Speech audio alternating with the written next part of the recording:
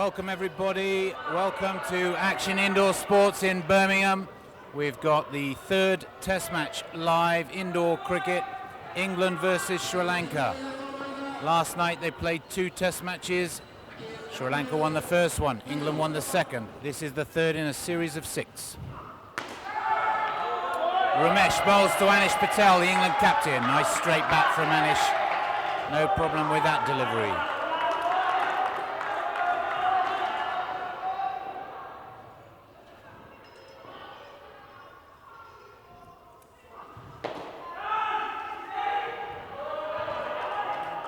Ramesh getting it up there. Story of last night, the 2 test matches. The bowling areas, whenever the fielding side pitched the ball up and forced the batsmen to play shots, wickets tumbled.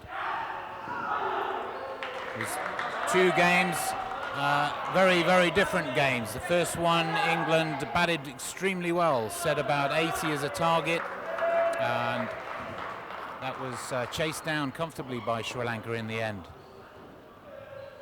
It's a great shot from Kabir Imtiaz, a great down up there. So the second test last night, complete contrast, low scoring game. England scored 63, Sri Lanka on the chase only reached 20, so 1-1 in the series. It's a fantastic run out there from Sri Lanka. No time whatsoever. Anish Patel played a late shot, a late cut, a down up, didn't quite get it right. It went straight up into the roof net, came down, slapped straight onto the stumps, a direct hit and a run out. Early wicket for Sri Lanka, so England struggling again. -1 for the first pair in the first over, 1 ball left.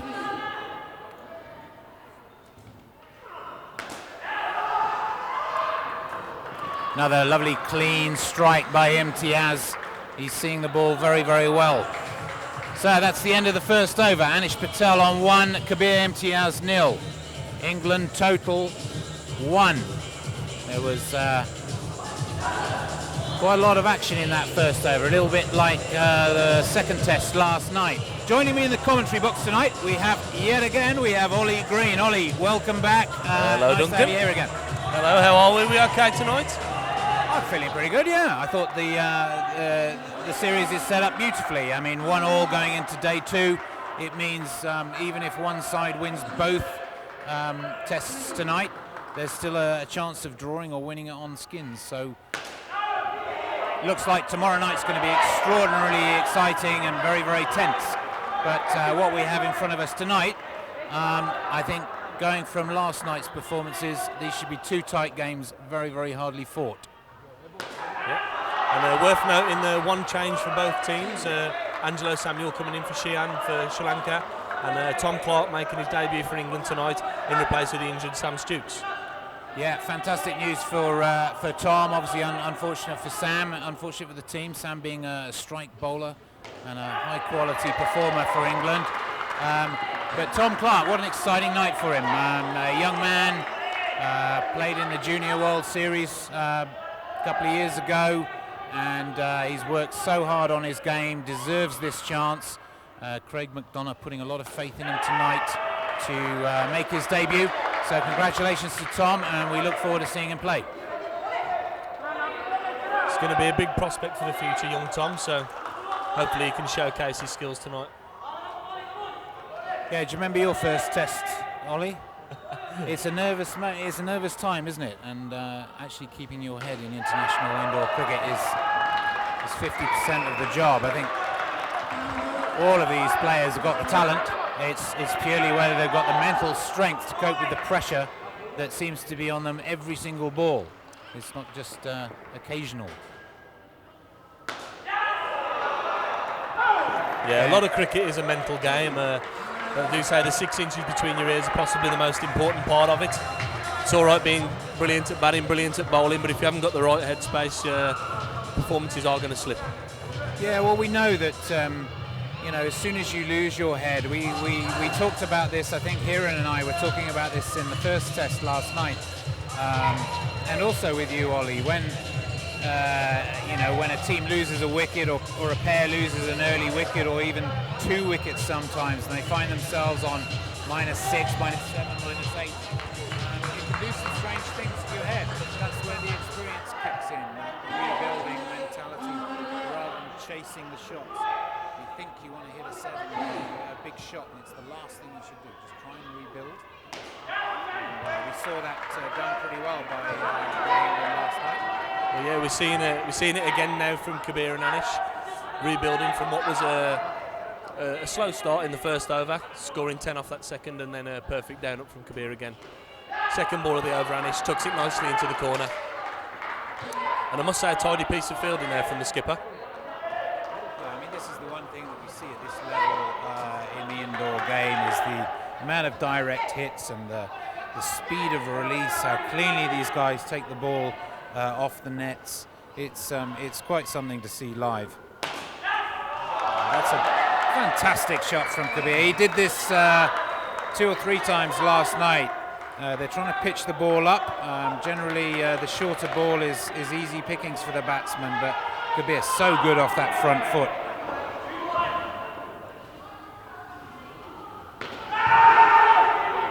Good delivery there from Angelo, the debutant for Sri Lanka. Hitting the right line there. The last ball to Kabir was the right length, just a little bit of width in it for Kabir. That ball straying back onto the legs, allowing the leg side fielder to clean up. And a beautiful shot from Anish, down and up and into the chains. England moved to 19, 1 ball remaining in the third. I say this pair are looking extremely focused tonight. I think after the second test yesterday, I think they ended up with 7 on their skin in the end, coming back from -7. Normally a very, very reliable opening partnership for the England side. So a bit of a shock to their system last night, and it looks like they're regrouped. A very, very solid first 3 overs. So England move up to 21. This skin on 21. An average skin in international cricket, probably about 20, Ollie, maybe 15 to 20. So like you say, between 15 and 20 gets the total between 60 and 80, like we said last night. That's about your average score. So these boys will be very happy with this, with the last over now to capitalise, possibly even push up to a 30 skin here. Yeah, and I was party to some of the review of the performances last night with the England camp, and it was clear that everyone understood that the bowling in the first test was simply not testing the batsmen enough, not creating the chances for our fantastic fielders to convert. So in this game we've got a third ball situation, Anish Patel facing.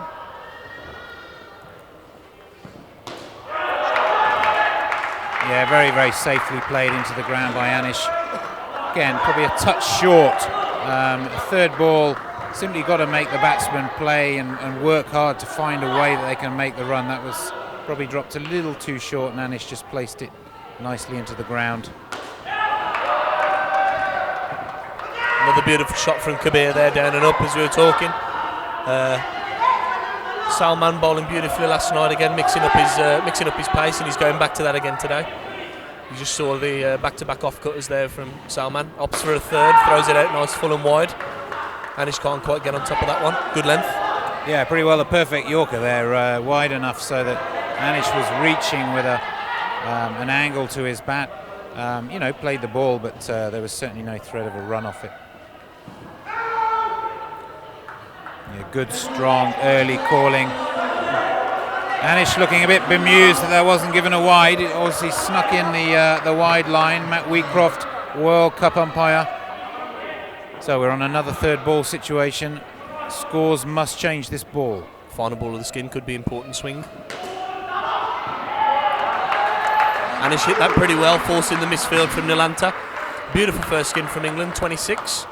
Yeah, after that first over, I think Anish and Kabir should be very, very happy with that outcome. Could have been 30, 32, but I think 26 before the game they would have taken that. A beautiful start. It sets you up for a total between 90 and 100 again, much like we saw in that first game. And if England put on the same fielding they put on last night, I can't see 90 being chaseable at all, really. Yeah, from a selection point of view, just looking at this next pair for the England team, we've got Alex Nell and Nil Patel. two contrasting players. Alex Nell, currently age 41, I believe, and just played for the Masters for England in Cape Town for the over 35s.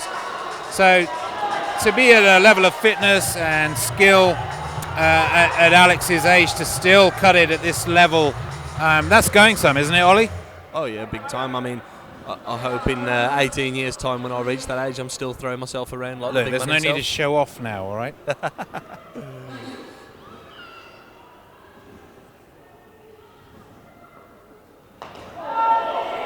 And there it is, that full of a length that we spoke about last night. Alex Nell, like we said, tempted to hit that for perhaps the first 7 of this game. Yeah, you see his eyes light up when that full delivery comes out the hand. Oh, it's a shame that Nell's bat was in the way of that one. I think that was a guaranteed 4 or 5 there. Yeah, I mean, a bit like Alex's arm in the field. When he hits it, it stays hit. When he throws it, you want to be out the way. It's like an excess missile. Well, yes, and Jaden fell short of that one last night. Decided it was a good idea to block one of Nell's throws, and fell short of a bit of a shoulder injury from that one, I think. Oh, what a beautiful delivery from Malshan.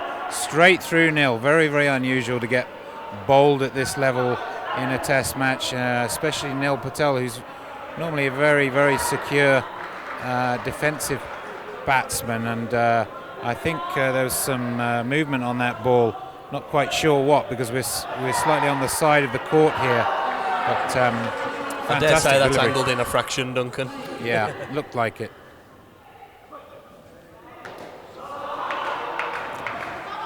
Malshan really, really giving the ball quite a lot of air. When trying to swing a cricket ball, the more time the ball has in the air, the more likely it's going to swing.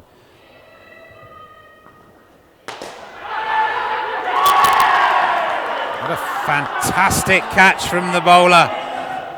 This is what I love about this indoor game. I mean, the athleticism and the reactions.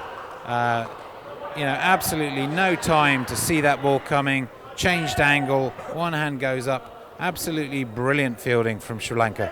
He's taken that pretty close to the roof of the net there, Duncan. I think he's certainly closer to the roof than he was the floor. Yeah, so that same again here. We got a -7 start from this pair. 2 wickets already.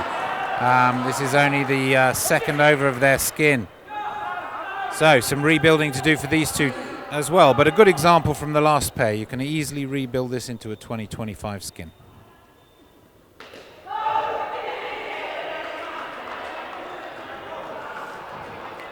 Also probably quite important, we got Alex Nell in this partnership. The experience that he carries, not just for England. Obviously he had some time playing for South Africa before he moved to the UK. Vastly experienced. Beautiful shot from Nell there. Straight at us there in the com box. He's probably the happiest indoor cricketer I've ever seen too. He's never ever got anything other than a smile on his face, Alex Nell. The occasional look of concentration when on strike, but apart from that, like you say, very smiley chap.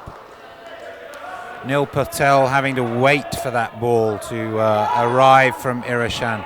Watched it very, very carefully and just poked it down into the ground, up into the air. Nice, easy run through for 2 runs. There we go again. And I wouldn't want to get in the way of Alex Nell when he's running at full tilt, Duncan. No, but a classic example of what indoor cricket batting is trying to achieve, where Alex just placed that ball literally below his nose, down into the ground, up it went, created the time to run. So England with another 1 to their total. Nil playing that ball very carefully, seemed to spin back after it hit the ground after hitting his bat. This pair clawed it back to -2, looking to get positive.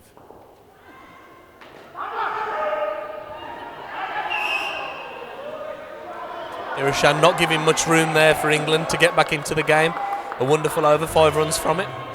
Yeah, a great variety of pace in that over, I think. Kept certainly Nil, but both batsmen guessing as to how quickly the ball was going to come onto the bat. So this is the one thing about the Sri Lankan side. Quite often not very evident from the side of the pitch or even on the live streaming sometimes, is the number of different deliveries that come out of the same action, and actually being able to read what's happening from the bowler's arm is a very, very tricky thing. The Sri Lankans are absolute masters at it, both indoors and outdoors. Yeah, the skipper to bowl the 7th over then. Usually looks to bowl pretty full, swinging the ball away here from the right-hander. And Alex Snell with a beautiful shot towards the back court. No respect shown by Alex there. Again, quite full, his eyes lit up, and when he hits it, it normally stays hit. So a great shot from Alex Snell. England move on to 3 for the skin, 29 total. I dare say Nell will be disappointed he didn't quite get that one for 7, Duncan, I think. Well, I'm sure he'll be quite comfortable with the outcome. The main thing now for this pair is no more wickets. If they can see their skin through without losing another wicket. Alex has been given a run out there. I think he was a bit late getting his bat grounded and over the line. Matt Wheatcroft right above the line, unlikely to have got that one wrong. So although Alex looked a bit unhappy about the decision, at least in a professional way he's accepted it. Yeah, Nell was telling me about this before the game. If an umpire makes his decision, there's no point going back at him and costing your team that extra -5. You've got to try and accept that decision and move on. Yeah, I mean, umpiring in any form of cricket is a very, very difficult skill, and in indoor in particular, where you're on your own as the umpire, there's no second umpire on the pitch or on the square lines to be able to give you an indication of their views before you make your decision. So indoor umpires have to be very, very skilled. They have to look at 2 or 3 different places in a split second to watch out for front foot no balls, man-cads, encroachment over the 3 line. There's all sorts of things to look out for. So a play and a miss there from Alex Nell. Kalitha obviously doing things with the ball. We're in yet again another 3rd ball situation. Sri Lanka putting pressure on England here. Scores must change, so Alex Nell will need to do something with this delivery.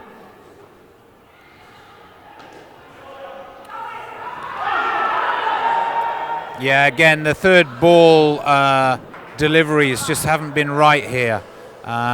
When you get a 3rd ball opportunity, it's normally as a result of good bowling that's gone in the right lengths, the right lines to create the pressure on the batsman to have 2-dot balls. Then you get your chance at that 3rd ball, which forces the batsman to make the run. And if you bowl too short or too wide, then it's too easy for the batsman just to play the ball into the ground, come through, when really the 3rd ball is a pressure moment and the quality delivery is really needed on that 3rd ball.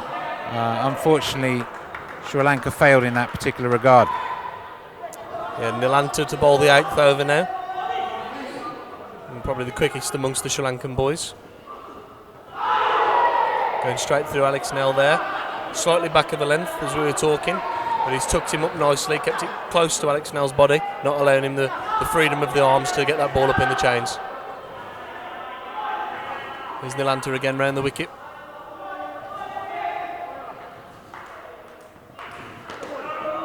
Beautifully bowled again. Nice and straight, not allowing Alex Nell to free up those arms. 3rd ball now, this is another key moment in the match, Duncan. Yeah, done it again, look. So they've created the pressure, 2-dot balls, the 3rd ball. Can Nilanta put down a good one on a 3rd ball? Let's see. Yes he can.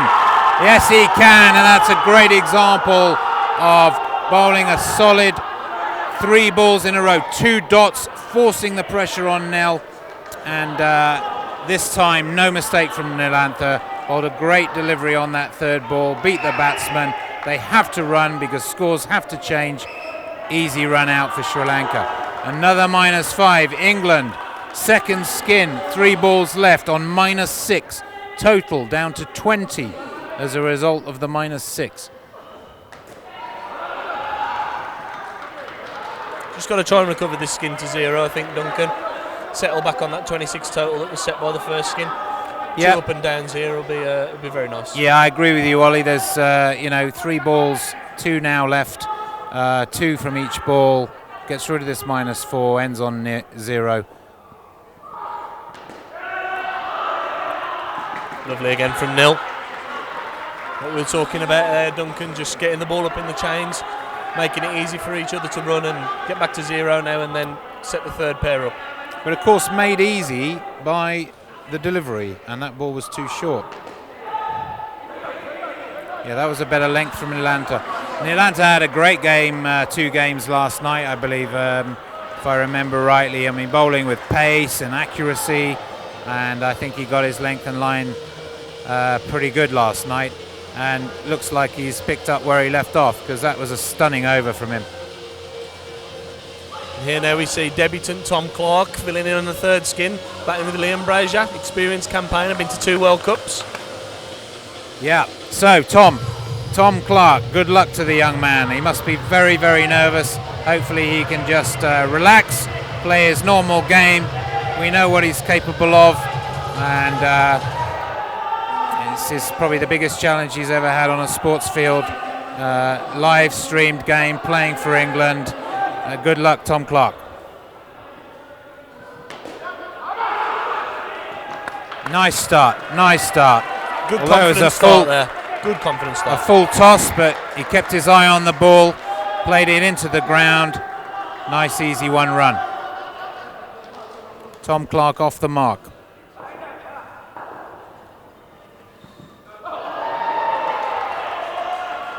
Beautifully bowled outside Liam's off stump.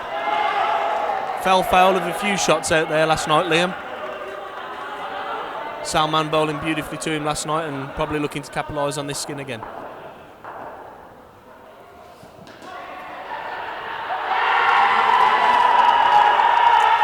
Perhaps a bit of a silly call there, but some wonderful fielding from the leg side fielder there. Yeah, there wasn't a run there, especially in Birmingham. The nets here only 10 metres wide. Sometimes they're 11, sometimes they're 12. In Birmingham they're 10. In Birmingham they're tighter than probably anywhere else in the world. So those tickled round the corner shots generally lead to trouble, and that was a bad call. Salman finding the outside edge of Tom Clark there. Beautiful delivery. So every skin so far tonight has started with a negative. Losing early wickets, England, in each skin. Let's see if these two can recover. That's a much better shot from Tom. Straight down up, a lot of noise. Clearly in from the umpire, Matt Wheatcroft. But you can see the Sri Lankans are up for this. They've got the momentum on their side, and they're going to be appealing for everything and putting a lot of pressure on these 2 young players. It's a wonderful shot there from Liam Brazier. Up down 3s, one of the hardest shots and also one of the best shots you can play in indoor cricket. End of the first over, they managed to claw a little positive there thanks to that final shot. 1 run the total after the first over, Duncan. Yeah, and I'm very pleased for Tom and Liam that they've ended that first over again, having regrouped, getting their heads straight. If they can just keep their composure and relax. Most of all, we've seen this with Tom before. You know, we know what he's capable of doing. He works so hard on his game, and actually sometimes you've just got to let your game take over and let the natural talent just do its thing. If you overthink it, sometimes you can get yourself out. You see Mal Shan now with those big hooping in swingers. Going to be bringing the ball back into the right-hander, on the contrary to Salman in that last over, taking it away. So the Sri Lankans really using their bowlers well to not let the batsman settle to one particular delivery.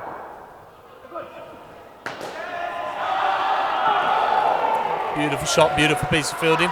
It's a superb piece of fielding. I mean, obviously the throw wasn't particularly close to the stumps, but the simple fact of how that ball gets into that hand and out in a fraction of a second. Unbelievable skill level.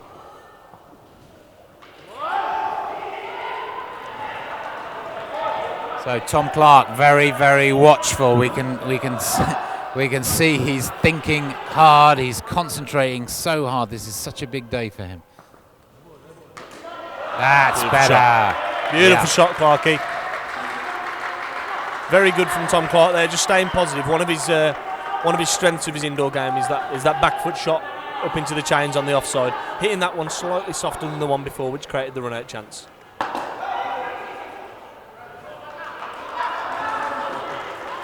Final ball of the 10th. Yeah, this skin on 6, 1 ball left. England moved up to a total of 30. And there's Brazier again. Oh, you can't bowl that. That was a full bunger, waited to be hit, and Liam did the rest. I believe I heard a shout as soon as Liam hit that ball. I believe he shouted, "Get away, ball." A little bit of toxicity from Liam there, showing his authority on the court. He moves on to 10 himself. Yeah, he's not short of confidence, is he, young Brazier? Another guy who plays with a big smile on his face, but of course sometimes that can deceive the opposition. He's quite a aggressive player and quite deceptive at times as well with some of his body language. So quite a lot of disguise involved. I believe Matt is having a word with him for that exact reason now.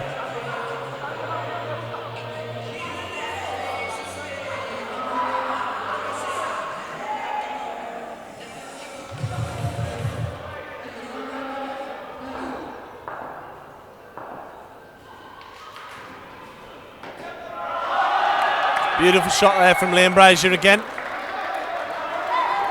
So England up to 36. This is the 11th over, 1 ball gone. So 2 more overs in this skin for these two, minus 1 ball. Beautiful piece of fielding again there. Skin so far on 14, considering they lost early wickets. This is an excellent recovery from these two players. Particularly impressed with Tom Clark and his concentration and the fact that he's not overawed by the occasion. A good shot there by Liam, just not quite getting the ball up into the chains and calling no early to let his partner know that there is no intent to run.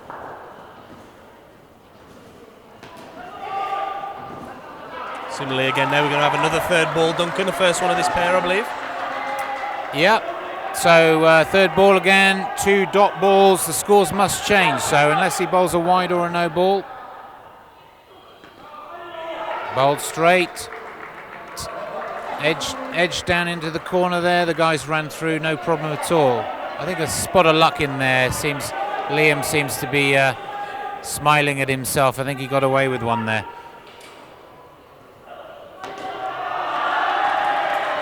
Very good from Tom Clark again. Like I say, one of the strengths of his game, that ball just outside off stump, he really does play that well. Yeah. No, these two playing very, very well. Liam Brazier 13 contribution, Tom Clark 4.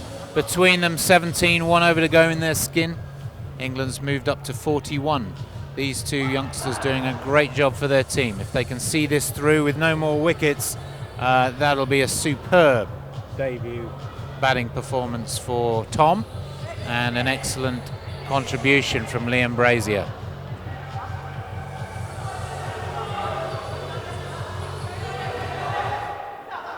It'll be good to see England get through this final over of this 3rd skin with no more wickets. Possibly taking the total close to 25 for this skin.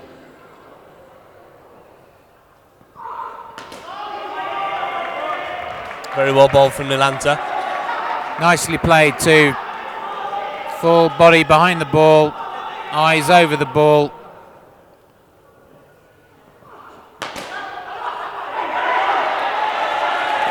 Lovely strike from Tom.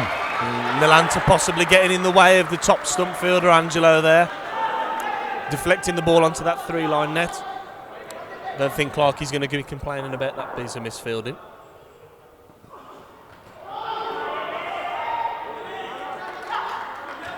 So Sri Lanka bowling out there quickie here. Nalanta on again for this final over of the skin. I think they realise that they need to make something happen, try and get the momentum back here. The great news for England is if this pair can see through this skin, Nalanta's bowled out and it clears the way for the final skin to not have to face him.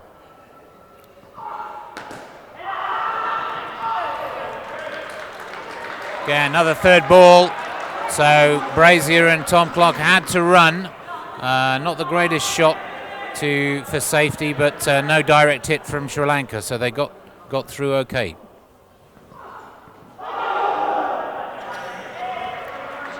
Beautiful third pair from England there, finishing a total of 21. Takes the total for England up to 45. Yeah, I think that's an excellent skin from those two. Delighted for Tom in his first Test match, and he can hold his head up high. Did his country proud there.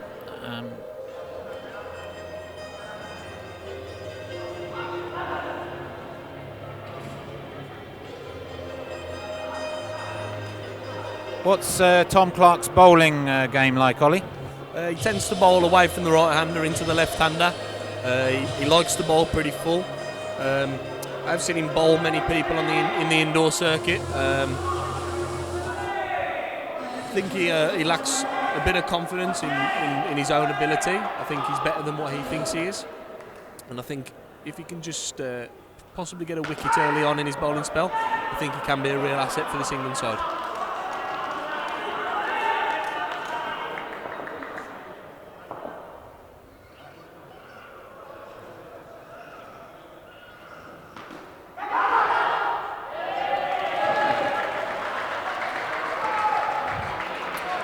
Yeah, it's always a very, very challenging time when a player steps up from one level to the next, and you know there really isn't any other way of doing it other than getting in there and experiencing the intensity, the pressure, the pace, the turn, and the experience of your opposition, and to come through with a skin of 21 on your first Test match.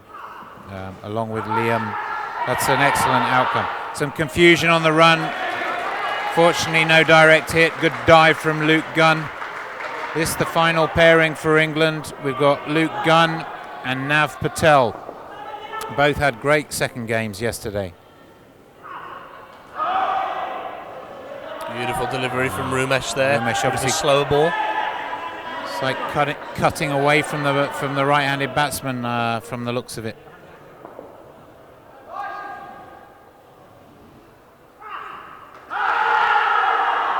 Sri Lanka appealing for caught behind, umpire not interested. However, it is a dot ball and it followed a dot ball, so we're in a third ball situation again, and this partnership now under pressure from the first ball of this new over.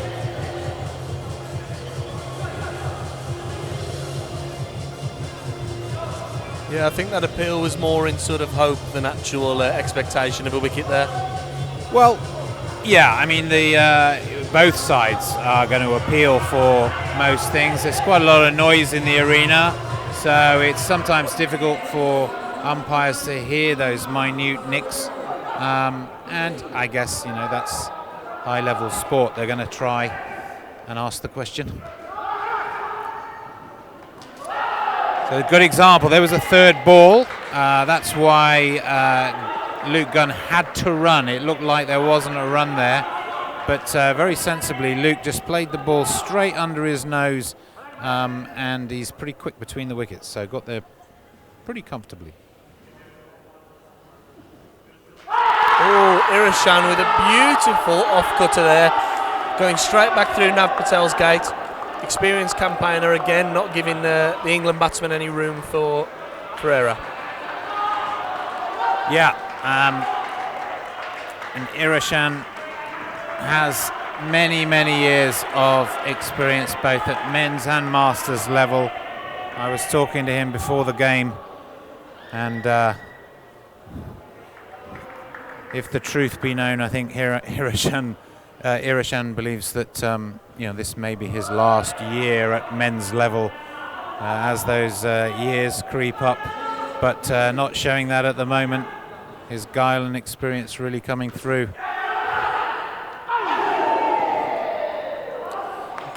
Boy, these players need to be quick between the wickets here. As soon as the ball's in the hand, it's out of the hand, and the throwing is very, very fast. Need a couple more direct hits, and England would be probably on half the score they are. Currently on 46.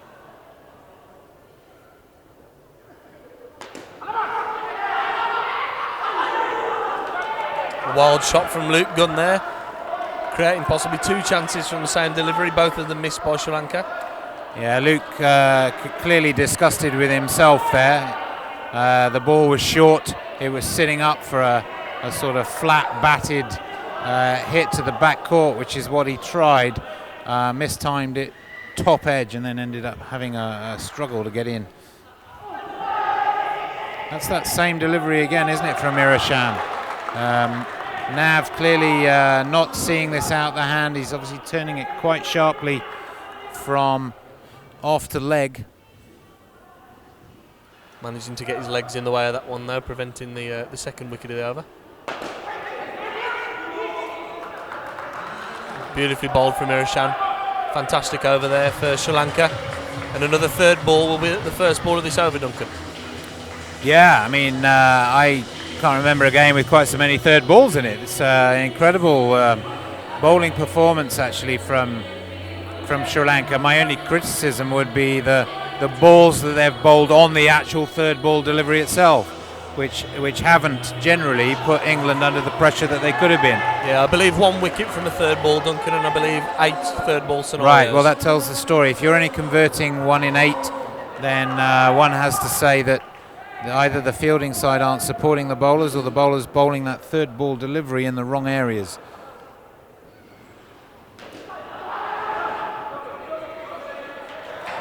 Certainly from the balls that I've seen, I would say just too short. Again, this was the problem in the first test match last night. If you drop a third ball short, it makes it far too easy for a batsman to get away with it.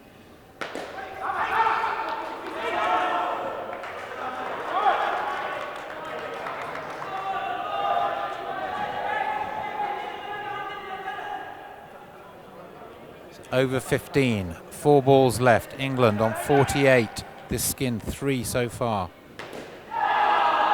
Nav Patel plays the ball nicely in front of him, into the ground, up into the side net, up to the top net. No problem at all. Easy 2 runs. Again, another point, Duncan, from the stato over our shoulder, our very own Benedict here. It's pointed out that there has been 0 wides from the Sri Lankans in this innings. Yeah, a very, very good point. Again, a lovely shot from Gunny. Again, just placing the ball beautifully into that vacant net area above the front court fielder. Yeah, coming back to Ollie's comment there, no extras from Sri Lanka. I think in last night's game, the first game, was it England bowled 24 extras? 24 extras. Yeah, indeed, I mean, so comparatively, we gave the Sri Lankans an extra skin there in extras. To be honest, that was the difference between the two sides. So Sri Lanka with no extras so far in this innings, which means very, very good control over the line of the ball. I believe now a big opportunity for England. Two big hitters in the England squad. Both are accustomed to striking the ball to the back net, and debutant Angelo Samuel to be bowling the last over. And he bowled his last over pretty full, and I think both these guys are going to look to take advantage, possibly get that score even close to 70 if they can. Beautiful shot from Luke Dunn. Yeah, the most important thing is that they only hit those balls if they're there to hit. Forcing the issue to try and look for that back net would be an inexperienced and inappropriate tactic.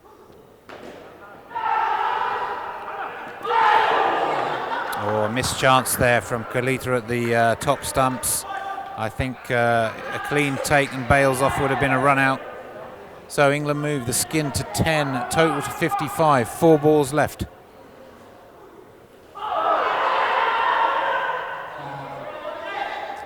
Sort of half-hearted appeal for LBW from Sri Lanka. A bit of begging, I think. The LBW rule in indoor slightly different. The only time it ever happens is when there's no shot. I think that's what Ollie was suggesting. Gunny was looked like he was back-lifting for the back net there, but changed his mind at the last minute. That's a great run from Luke Gunn. No time at all, yeah. So, final ball of the final over. England on 58. Can they get over that 60 mark? That would be what I would want if I was Luke Gunn right now. Just a 2, take it to 60. Oh, but well bowled by Angelo. No room there. So no run. England's innings ends on 58. A winning score, Ollie? If we bowl and field the same way we did last night, then I believe that 58 will be plenty. But I think obviously the Sri Lankans will have had words at the hotel last night, possibly even a couple of meetings today to sort out what went wrong last night. Irishan, the experienced campaigner, having a good word in the huddle now. I think there's going to be a bit more of a test here from Sri Lanka than there was last night. Yeah, I think you're right. I think this is set up very, very nicely, although those that watched the first test last night may have felt, why are we confident that England could actually still win this game with a total of 58? The second game told the story. Sri Lanka only achieved 20 in the second test match. I agree with Ollie. I think they certainly won't have another innings like that. But chasing down 58 when you're away from home and also facing an England side with really quite an exceptional fielding outfit. So really it's about bowling the lines. If England can get their line and length right, I think they can defend this total. Yeah, obviously England without their strike bowler Sam Stokes to bowl like he did last night the first over, and possibly another one in the first skin through injury obviously. Tom Clark to replace him. They've still got Nav Patel probably going to bowl the first over. They've got Alex Snell. They've still got those strike bowling options. Just will they rue not having Sam Stokes in the side? Well, I think that if Sam Stokes is fit, he is always in your side. But clearly he's carrying an issue from last night, and I certainly saw the coach and the captain chatting with Sam, and they had a meeting about it, deciding it wasn't worth risking him. Obviously, there's another 4 test matches in this series, including this one, and Sam will be a key part of that outcome. So I'm not sure what the niggle is. I'll try and get information so that we can update everybody. Well, actually, Duncan, I assessed him myself before the game. He's got a bit of a right-hand pelvis issue, a bit of a twist in the pelvis, impinging on that sciatic nerve down the right leg, just not allowing him to land that front foot in the way that the Sam Stokes we know and love would normally like to. Well, thank you, Ollie, for that very informed and technical answer. Ollie's been treating both England and Sri Lankan players before the games here, so thanks once again, Ollie, for doing that, and that's why he's got all of the in-depth knowledge on every injury to both teams. So here we are, England in the field, Sri Lanka chasing 58, Alex Nell to bowl the first over for England, and here we go. And there's England now already surpassed Sri Lanka's wides total after ball 1. That didn't take long, did it? Yeah, discipline all round. I mean, we all need a loosener now and again, but Alex won't be happy with that. And there it is, return to form. Yeah, and force the edge, the dot ball. If he can follow this up now with another dot ball, forcing a third ball pressure situation, that'll be his aim right now.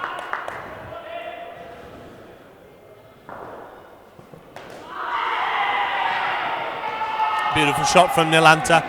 Like we say, putting the ball up in the change there, making sure both of them have got the ample time to run in.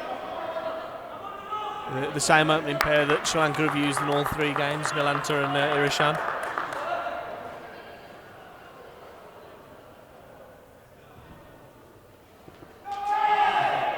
Another wide from Alex Snell just outside the off stump, swinging away. Perhaps starting that ball a fraction too wide. Yeah, England have got to get back to their basic disciplines here. This is taking the pressure off the Sri Lankans, and certainly in this first skin, definitely the one skin we should be gunning for to make sure England win it. This is letting them off the hook at the moment. A call of front court there from Nav to back towards Nell there, trying to obviously signify to get the front court fielders in the game, especially Liam on this leg side.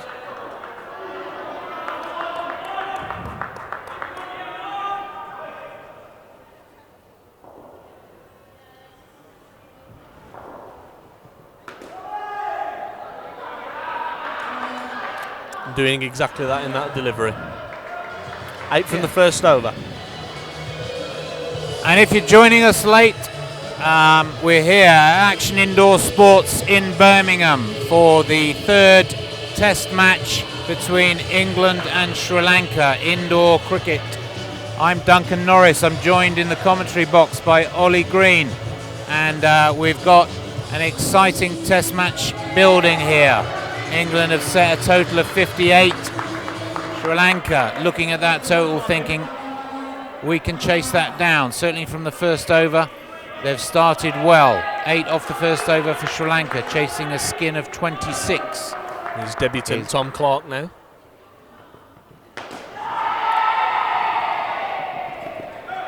Not a bad delivery, good full length. Brilliant shot by Irishan. This is what the coach would have advised Tom to do. Get it up there, let the ball do the work, and relax. Just play your natural game.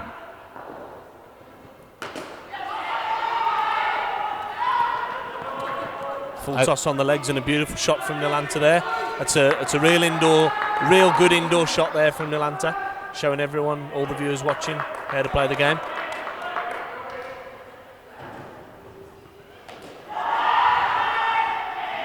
Beautiful shot again from Irishan. A good dive down there from Nilanta, taking any doubt out of that run. Yeah, these two experienced players just showing how easy this game is if you just watch the ball, play it late. Nice fielding from Luke Gunn, saving the back net there. Good tidy hands there. Not sure if you picked that up on the live stream because it was probably behind the stumps. But fantastic save from Luke Gunn.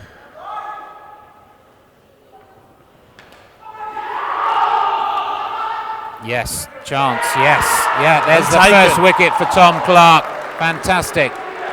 England really needed that. Felt like the Sri Lankans were taking control of the skin and in a very, very calm and collected way, just building the score and edging a good bite into this England total. So that was a great wicket, and again delighted for the young man Tom Clark on his debut. Yeah, beautiful piece of fielding from Liam Brazier, a brilliant collection and a beautiful throw from Kabir to top stump. I think that one slipped out the hand there from young Tom Clark. Perhaps a bit overexcited after taking his first international wicket there. Yeah, well, we'll forgive him that one. I think just nerves there.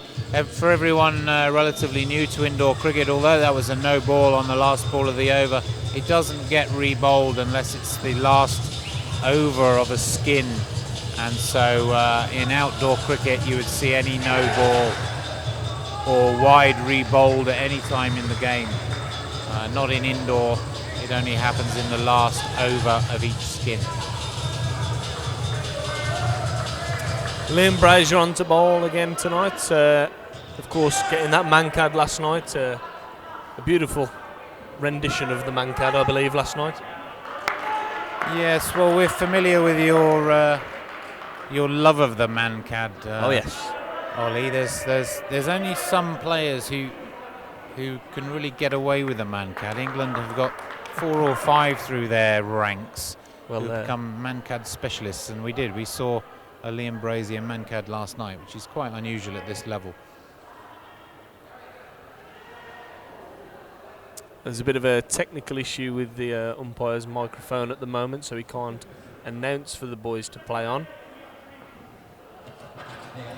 Just like to give a mention to Gary Waring. You'll see down at the bottom of the underneath the umpire stand at the moment. Real stalwart of this arena here at Action Indoor Sports. He's an ever-present lover of the game, and yeah, big shout out, thank you to Gary and the team here at Action Indoor Sports. Yep, never played the game himself, Gary, but I think he's an indoor cricket legend in his own right. And of course he's the resident DJ for tonight as well, and last night, and probably tomorrow night too.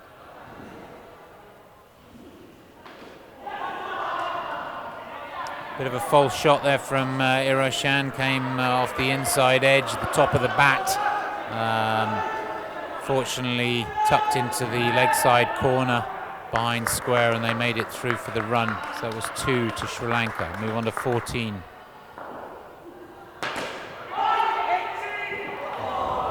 A wild throw. Fantastic delivery from Liam there. Absolute beautiful Yorker length. Dug out by Nilantha, and Nav Patel would normally convert that into a wicket. Unfortunately, the throw not accurate enough on this occasion.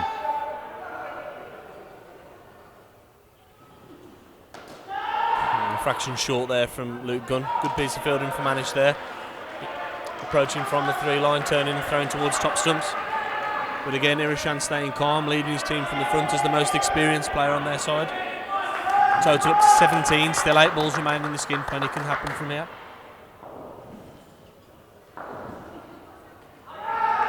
A good ball from Liam Brazier, just moving away from the right hand of Nilantha. So Ollie, skin 1, chasing 26, 1 ball left in this over, then 1 over left. Your England captain, who's taking your 4th over? Neil Patel. I believe he had that 4th over many times in the World Cup in Dubai. There hasn't been a spin option used thus far. I think it would be the right option now to change the pace of the game. 19 in 3 overs. It's looked relatively easy for the Sri Lankan boys, barring a couple of full shots, creating a couple of chances. But I'd definitely be going to Nil here, and he's a proven strike bowler for the 4th over. Anish may go with Nav. I think those are his 2 options. I think it's gone with Kabir. Gone with Kabir.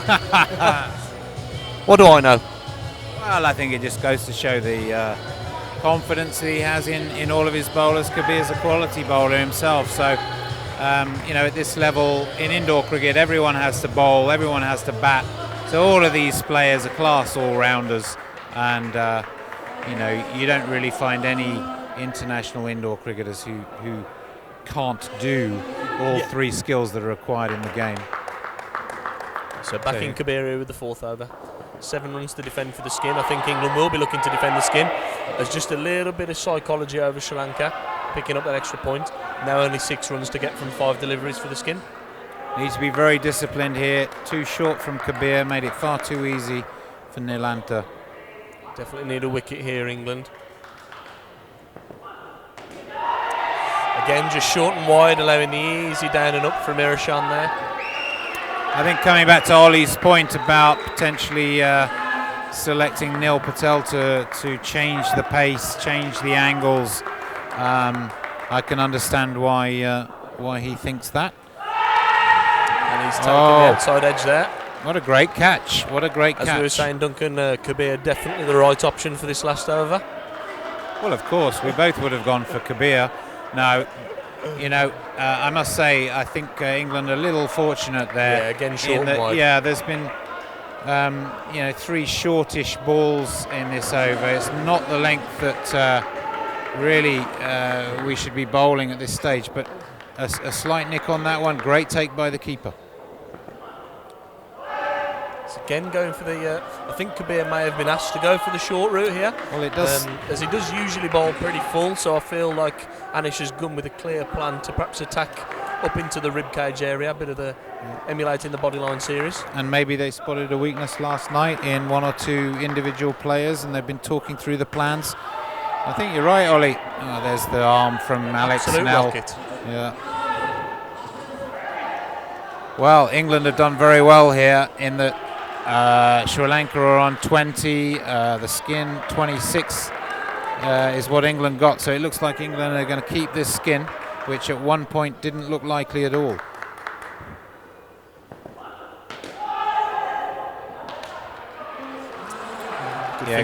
Good solid last over, although it seemed short. I think Ollie's right. I think Kabir's obviously been asked to bowl slightly short of a length, and he delivered on the plan, and first skin goes England's way. You know, the second skin, a very strong pair, I should feel. They batted well, not so much in the second game last night, but Salman, an experienced campaigner, opens the batting for the UAE men's outdoor team. And Rumesh, one of the stronger boys in the Sri Lankan team, of course played in the World Cup in Dubai 2017. Been around for longer than his baby face, my Adam. Nav Patel with the first over of this second skin. An experienced campaigner himself, playing for New Zealand in a couple of World Cups. Playing for the Central Stags first class side. Here we go.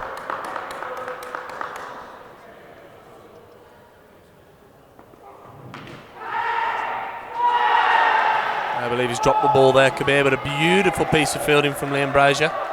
Yeah, on the turn, takes it one-handed, flick behind his back, straight to the stumps. Very, very close to a brilliant run out there from Liam Brazier. He's a very, very dynamic fielder in that position, so agile, so quick.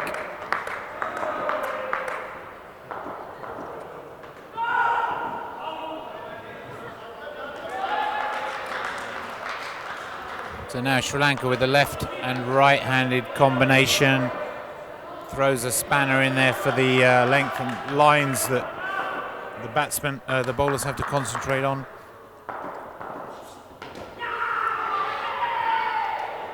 Nice clean take from Anish Patel. Smooth bit of fielding. But too much time for the batsman to get through. Salman, experienced indoor player, diving, so comfortably in.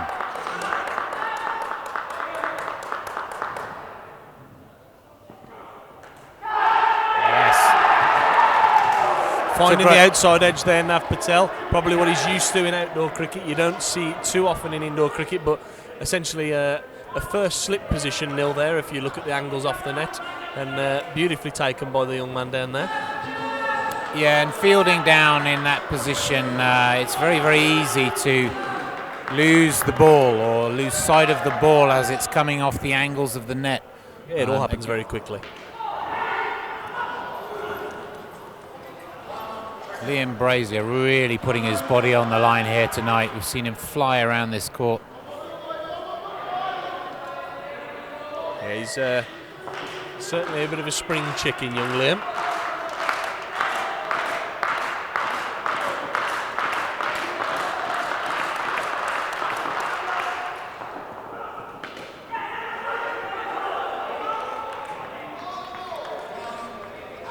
So the one run saved there by not letting the ball hit the net. Took two of the fielders to stop it hitting the net, but the physical run was taken by the Sri Lankan batsmen, so they edged their total up by one. Their skin, second skin. One over gone. They're on one, chasing a total of England's skin of -2. So England looking for wickets here to get this Sri Lankan pair into a minus score. Try and put some pressure on them. Sri Lanka on 21, chasing 58. A very interesting test match developing here.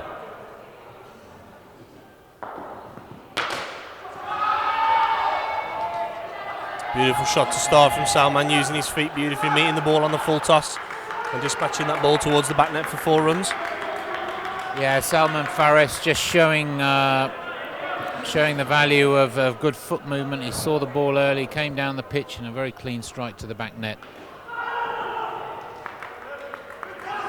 Neil slightly adjusting his length on that delivery, slightly over pitched on the first one.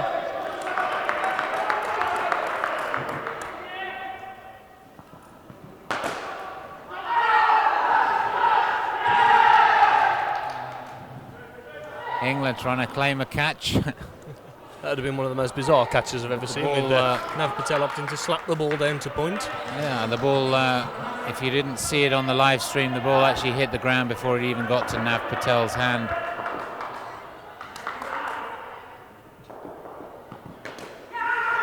Oh, good evening, Nita. We've just been joined in the commentary box by the women's head coach, Nita Patel. How are you? I'm very well, thank you, Duncan. How are you? I'm very well. I see you brought your dogs with you tonight for a bit of a viewing as well.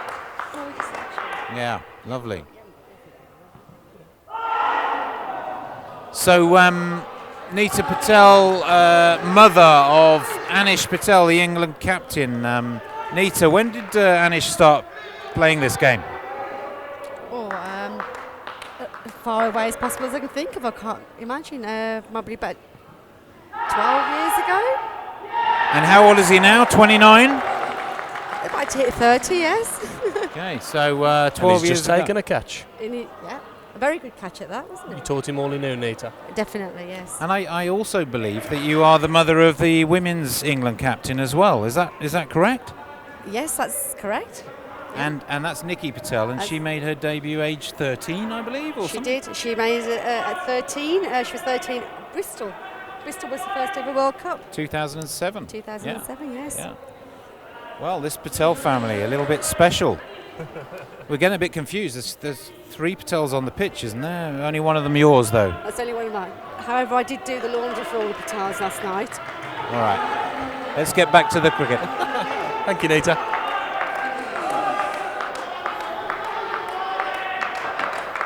Right, Here so we see now son Anish of Nita Patel just left the com box. Going to bowl the 7th over here. Starting on the hip there, just perhaps a fraction too slow to be bowling that length. He needs to get it up there on that driving length and get his front court fielders into the game. Just allowing too much time for that pull shot down into the floor. Drive straight back at Anish and a beautiful piece of fielding. Winding up a potential throw there if they did want the run. the England boys looking pretty sharp in the field here. They're obviously very intent on taking a wicket in this over. There's the chance. Ooh, a fine miss there from Kabir down at keeper.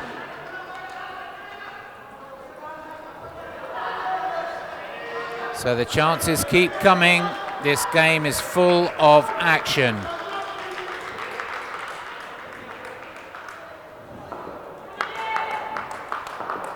So Anish Patel coming in to bowl his fourth delivery.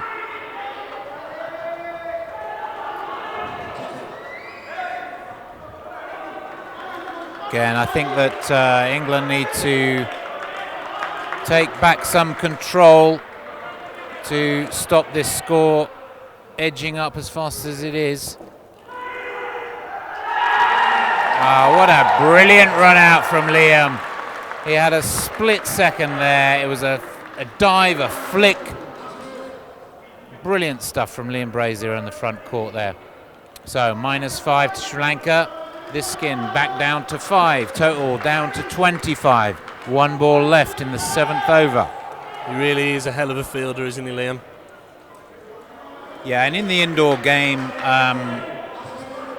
arguably fielding is the #1 skill. You can actually do more damage to an opposition's score by your electric fielding as you can by actually scoring a lot of runs batting or bowling brilliantly. Well, of course, yeah. I mean, when you're batting, you're involved for 4 overs. When you're bowling, you're involved for 2. And then, of course, when you're fielding, you've got 14 overs of potential action there. You're going to have to take advantage of every ball that comes your way. You've got to stay alert for the full amount of time that you're going to be fielding. And Liam now to follow up that wicket. He's going to have the confidence. And he's just put the confidence in him to bowl last over of a skin here. I believe the skin is probably out of reach, but 2 early wickets and who knows. Yeah, you can never tell. This game of momentum. 1 wicket in the first 2 balls. England will feel they've got it and they'll gun for the skin hard. Sri Lanka captain there, just reminding Salman of the mankad that happened last night, making sure he stays in his ground until the ball is released. Oh, that's close. I feel with a direct hit that is out. A good piece of fielding, a good fluky shot there from Rumesh. Managing to put 3 more on the total with a bit of an inside edge.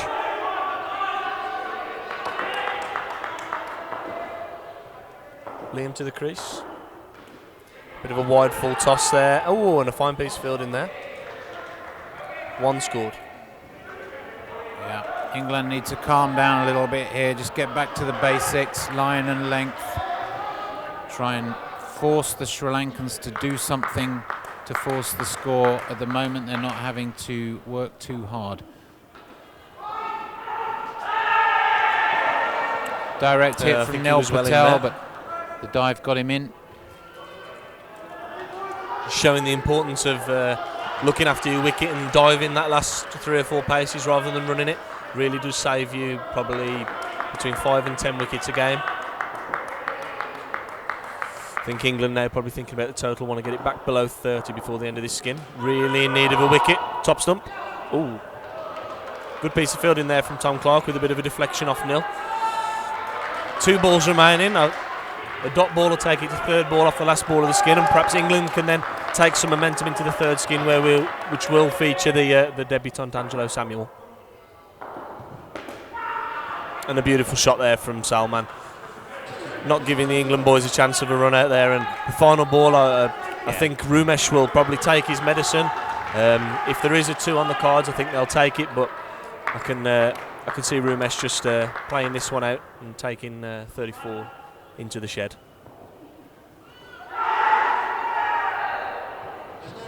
Appeal for a catch from England, but there was no contact with the Sri Lankan bat. And that's the end of the skin and the 8th over. So this international test match, England v Sri Lanka, poised beautifully. England set a total of 58. We're halfway through. The Sri Lankans reply. They're currently on 34. So we know that if the Sri Lankans play a sensible indoor cricket, they should probably win this game. But we've seen many times before, 1 early wicket, 2 early wickets, normally 1 wicket brings a second. If England can make an early breakthrough, then it's all to play for. Yeah, I think that's got to be the key. I think they've got to turn it up to the intensity that they had it at in the 2nd fixture last night.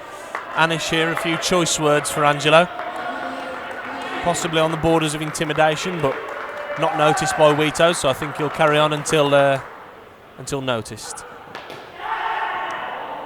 Ooh, just Meggs in Alex Snell on the offline there, and I think full of a length is the length to go to these two guys, smaller in stature. I think the short ball will be easy pickings for these guys. I think they've got to get it nice and full. You saw there, the outside edge found once already. It's going to get the front court fielders into the game. All it takes is 1 chance early on here and England will be back in. Just beating the outside edge there. Angelo on debut, perhaps a little bit shaky outside his off stump there, perhaps a little bit... He's been put under a lot of pressure by these England fielders. We can see that they're crowding him a little bit, they're talking to him. These are the things you don't see or hear on the live stream. He's under a lot of pressure down there.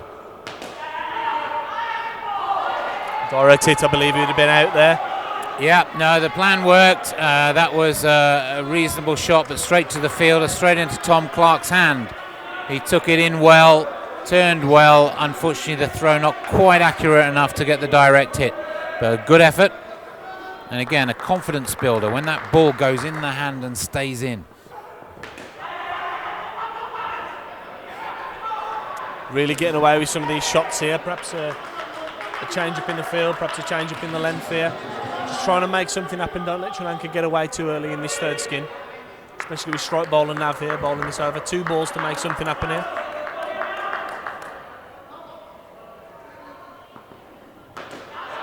Beautiful shot from Angelo, and that would have been run out with the direct hit again there. Yeah, there was a chance there for Imtiaz. Unfortunately, the back flick didn't get the direct hit. So good over for Sri Lanka here, and a good start for these two. we do know that the final pairing is a strong and experienced pairing for Sri Lanka, so England really do need to make a breakthrough. And there was the chance, there was the chance. Imtiaz fell away from the ball. In the end, took the bails off without the ball in his hand. So no wicket, and that was a chance missed. In fact, two good chances in that over. Yeah, I think England just falling short of a few direct hits they got last night. It was almost like the ball had a sort of radar on it to hit the stumps at stages last night, and I think in this game today, I don't know if there's been a direct hit from England that's achieved a wicket. Have they all been takes? I think there's been one. I think there was one. Okay.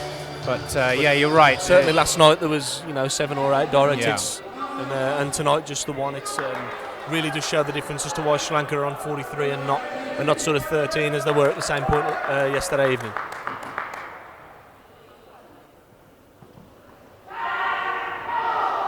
Liam Brazier there, probably in his usual style, eager to slap that ball, and decided that it was actually a catch late on, hence why the ball went to ground, I think.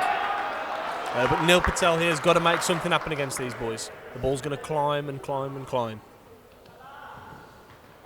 And there we see it hitting Angelo in the Sri Lanka badge there on his chest, so you can just see the amount of bounce that Neil gets, especially to the smaller pair here. What's he doing there? Is that kicking off the seam that Ollie off the pitch? It presents the seam pretty well. There's nearly is vastly experienced in the indoor game, and when obviously the ball hits the seam, it does bounce a lot more than hitting the face. And is that going to be out? No, it was off the knee as adjudged by Wheatos there in the umpiring stand. Again, a brilliant catch from Alex. Unfortunately, it came off, no bat involved, but here we got a third ball situation. So Angelo under a lot of pressure down there. The fielders are really, really getting on top of him. And let's see if we can convert this. Comes down the wicket. Yeah, he used his feet well. What we were talking about yesterday, Duncan, about using the feet just opens up 1 or 2 more avenues for the boys on a third ball. And obviously, if you do just want to put your bat in the way, put your leg in the way and block the ball, you're then 2 or 3 steps closer to being in. Neil Patel there with a beautiful piece of fielding.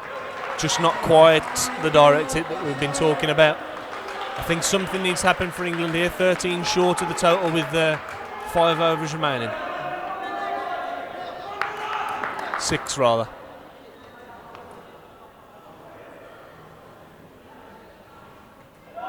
Beautifully bowled from Nil there, and that's Nil bowled out, Nav bowled out. There's 2 strike bowlers with no overs left. Gunny got 2 overs left. He can always make something happen. With the slow swing that he provides, it's something different to what we've seen so far in this game. And last night he did bowl pretty well and create a couple of chances. And I think that might have to be England's avenue in here, is to perhaps bowl the slow, steady swing and see if they can get some full shots out of the Sri Lankans here. Anish is going to go. The skipper is going to take charge of the 11th over and see if he can make 1 or 2 chances here and get the total back below 40. At least try and make this last skin chase 20 plus.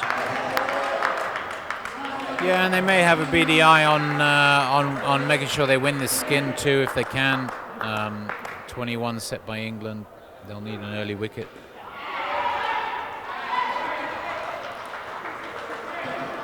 Liam Brazier shows sharp on that leg side. Any false movements from the Sri Lanka, any hesitation, and Liam will pounce on it, and I'm sure he'll create a wicket. And it's for the second ball of the 11th now. Right arm over the wicket to Heshal Silva.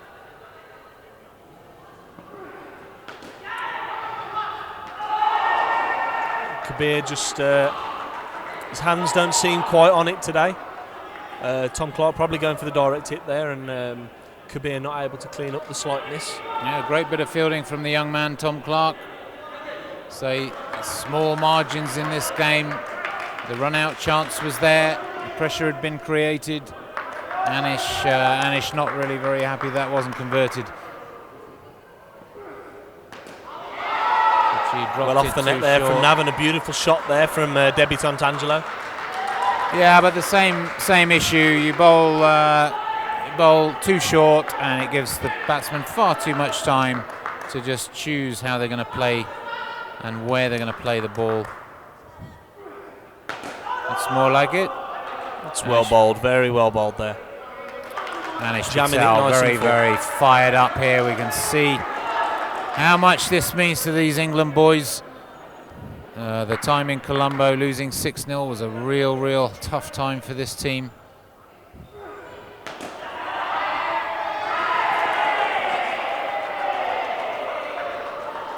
I believe he stopped that ball and Wheatos has called that 3. Looked like a clean piece of fielding, and we're only, 10 yards away here, Duncan?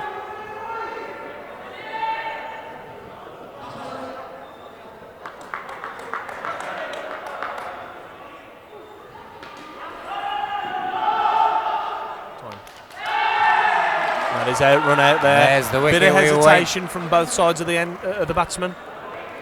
I mean, great skill there from Luke Gunn. That was low and to his left. What a great take under pressure. It was fired at him. He's still got to take it cleanly and take those bails off. And Luke, one of the best top stumps fielders in the country, makes no mistake. So here we are. The 12th over about to start. England 58. Sri Lanka chasing down that 58. Currently on 48, 10 short of the England total. Still 1 over and 1 skin left, so 5 overs in total for Sri Lanka, which means England need wickets, no doubt about it. It's wickets or a loss. So they've got to make things happen, they've got to bowl in the right areas, and there's no room for margins for error.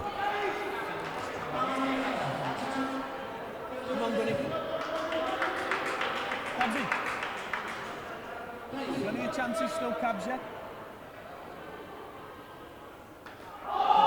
Almost chopping on there, Shal Silva. So Luke Gunn with his first over of the evening. I believe so, yes. And so these sort of medium pace swinging balls from Luke, hopefully going to pick something up. And there's that arm of Alex Nell. It's absolutely electric. Herschel this time making his ground and not in any trouble despite the pace of the throw. I believe Brazier's signalling that he wants to get in this game here.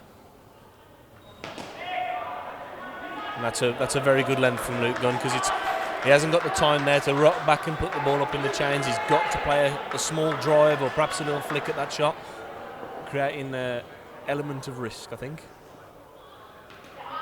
Is Brazier. Good piece of fielding. Very clever batting from this young man, Angelo. He watched that ball very, very carefully, knew exactly where he was placing it, knew exactly that his partner could get through. And despite having Liam Brazier down in that front court area, that was a comfortable run. Beautiful from Liam Just goes Brazier. to show that was virtually the same place, but because the ball bounced into the ground, up onto the net, bounced into the hands of the fielder, and there's the run out from a very, very similar position to the last ball where they ran very comfortably.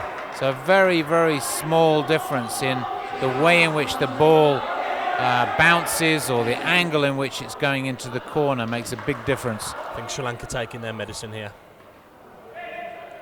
Still very well bowled from Luke Gunn there. Okay, so that's a skin to England, second skin of the night to England. But this total still looking vulnerable with the experienced and high quality final pair that Sri Lanka have got to come in. So an interesting position. England 58, Sri Lanka 46. Sri Lanka got 4 overs to make this 13 runs that they need to win the game. And skin of 13 at this level, these players, they should do it. But stranger things have happened if England can make an early breakthrough. Yeah, I think that is the key here, Duncan. Obviously, 13 to win. You take an early wicket or 2, that turns into 18 or 23. I think this is the right decision to go with Alex Nell here, possibly swinging the ball back into the left-handed skipper. But definitely got to take 2 early wickets, if not 3 early wickets, to put Sri Lanka on the back foot again. Yeah, and I think that's the point. I think Anish has gone for Alex, his strike bowler in this last skin. to take the first over, because we know in order to win the game we've got to make things happen early. So we're looking at Alex to make a couple of wickets in his over, give England a chance. Slightly wayward, slightly wide delivery given as a wide by Matt Wheatcroft, the umpire. Coming back to what Ollie said earlier, actually far too many extras from England again in this test match, a little bit like the first one yesterday. Of course, if England stayed as disciplined as Sri Lanka, obviously their total would be 38 now, and you've got a different prospect on your hands, haven't you, Duncan?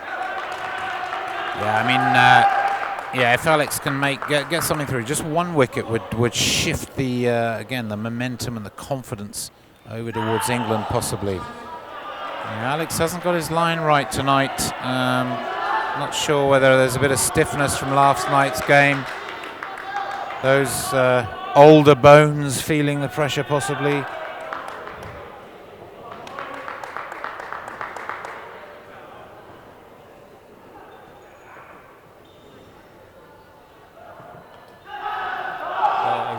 There's a good ball from Alex now there, clipping the heels of the skipper there. Yeah, that's pretty well the perfect line, isn't it, Ollie? Oh, exactly. Right on that. You've got to get your fielders into the game, and the best way to do that is not allow an easy shot. And it's either a Yorker on that line or similarly just short of a length coming into the hips. That is a beautiful shot there from skipper Kalitha. He's got a determined look on his face as he's just coasted past us with a bit of a swag. Yeah, we've seen Kalitha for many years doing this at international level. He's been here several times before, so he won't be faced by the pressure of this situation. And there's a wicket. That's the wicket we were looking for. So Anish Patel's strategy, putting on Alex Snell for the first over of the final skin, needing wickets, has paid off. Now what can England do with it? A second to follow would be exactly what the doctor ordered. We're on to a new over. Be interesting to see Anish's choice now to follow that up with some similar pressure. It looks like Imtiaz, he's got the keeper's gloves off, so it looks like he's bowling. Hopefully he can emulate that over he bowled in the semi-final, the 15th in Dubai, 3 years ago now in fact, and I believe he went for -3 off the 15th over, just set up Ben Scott beautifully. I think if Kabir can bowl one of those overs, I think they're going to be in with a real chance here, England. So here we go, an exciting finishing prospect, especially if England can take another wicket here. Too short from Imtiaz. Kalitha finding that very easy, just turning it round into the ground, up into the air. No pressure on the run whatsoever. We've got to get the ball up there if we're going to make something happen.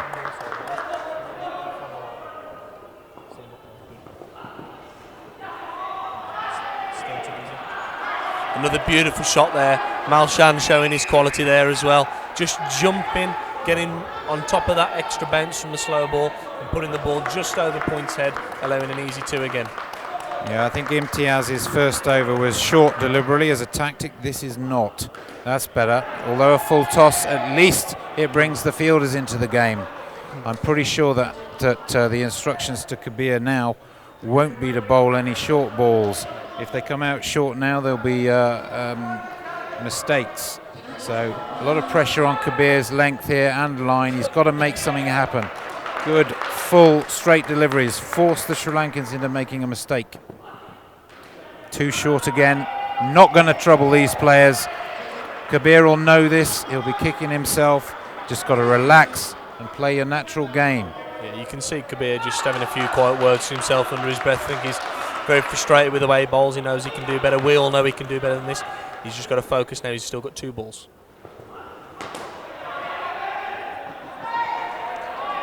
That's a better delivery. So Sri Lanka now moving up towards England's score. There's one ball left. They're on 57, chasing a total of 58. So Sri Lanka need 2 to win. However, wickets means -5. Ooh, that must have been tight, but I think, yeah, he just got back. Good decision from the umpire. That's the end of the 14th. So 2 overs to go. 2 overs to go. Scores virtually even, which means all the pressure is on England to make things happen. The bowlers need to bowl in the right areas. The fielders need to back them up. If we can create 2 wickets in the next over, England are back in the game. Exactly that. And I think they've got to play here with nothing to lose. Obviously, if Sri Lanka win the game, they'll also receive the skin. Although it'll be a tight skin, they'll get it for winning the... oh no, will England get it for winning the previous skin, Duncan? Or will Sri Lanka get it for winning the game, the 4th skin? If the skins are tied, you mean? Skins tied. I think it's a count back on the skin, so the previous skin. So England will get the skin. Correct. So, compliments from Shaf Ahmed there, indoor legend. I think England have still got to fight, even if it is for the skin, because 2 runs... Even if Sri Lanka win by 1 run, England will still get 3 points from this game. Yeah, it's the wonderful thing about indoor cricket. And here, what a great opportunity we got with Tom Clark, the debutant, bowling this critical over. Third ball. If he can make the wickets happen here, he could turn this game in England's favour.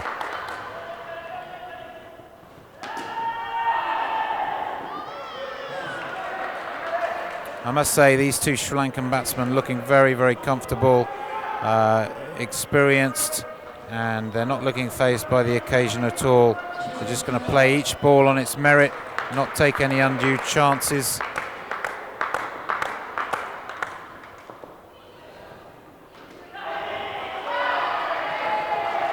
A brilliant shot again from Malsham, showing his quality there with the, again what we said, both feet actually off the floor while he plays that shot, getting on top of the extra bounce. Yeah, I mean, really incredible way that turned into an excellent down-up shot from what was actually a pretty straight and good delivery, I thought. Yeah, that one a little too short. Yeah, again, just a fraction short there from Tom. Again, he'll be disappointed with himself. Perhaps needs to take a risk in that head height no ball again, just to get that ball a lot fuller. So Sri Lanka's game to lose now. They're on 62, 4 ahead of England already. 2 balls left in the over. Brilliant fielding from Alex Snell there. Quality reactions and again that rocket arm we spoke about many times. And well bowled from Tom Clark too. Nice Good and job, full. Nearly got underneath the batsman on this occasion. He had to dig it out. So final ball of Tom Clark's first Test match. The wicket here really mixes things up. Takes Sri Lanka back below our total.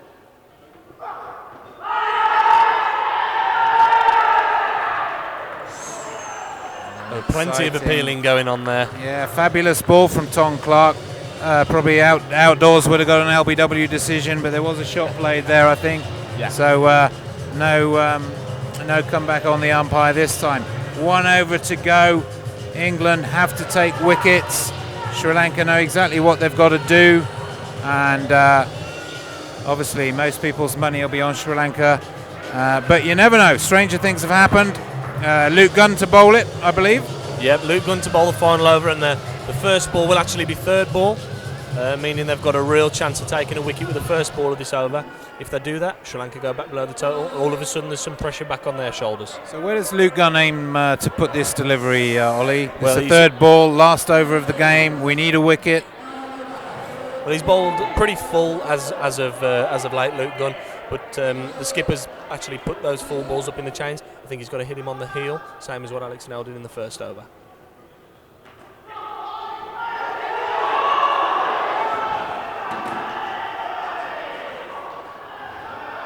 There's a bit of commotion here. I'm not sure what for. We couldn't really see from our ankle. Probably talking a little bit about... Did they go through for the run there, Rolly? It was a 3rd ball. That was a 3rd ball, so they've gone through for the run. Not quite sure what's happened there. Was that a claim for hesitation? There's a strange rule in indoor cricket. Possibly hesitation, possibly that I feel that the skipper just held on to the ball perhaps a little bit there. England created the chance. It was a 3rd ball, created the chance and missed it again. It's the conversion of some of these chances in the field that I think have let England down in this innings. Last night they were very, very clinical.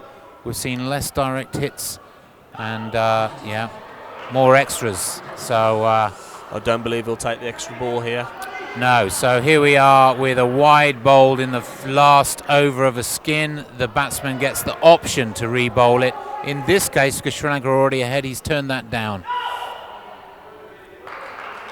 So 2 balls to go. 2 wickets needed. Sri Lanka will just bat out these last 2 balls unless they're forced into a 3rd ball, which I don't think they will be.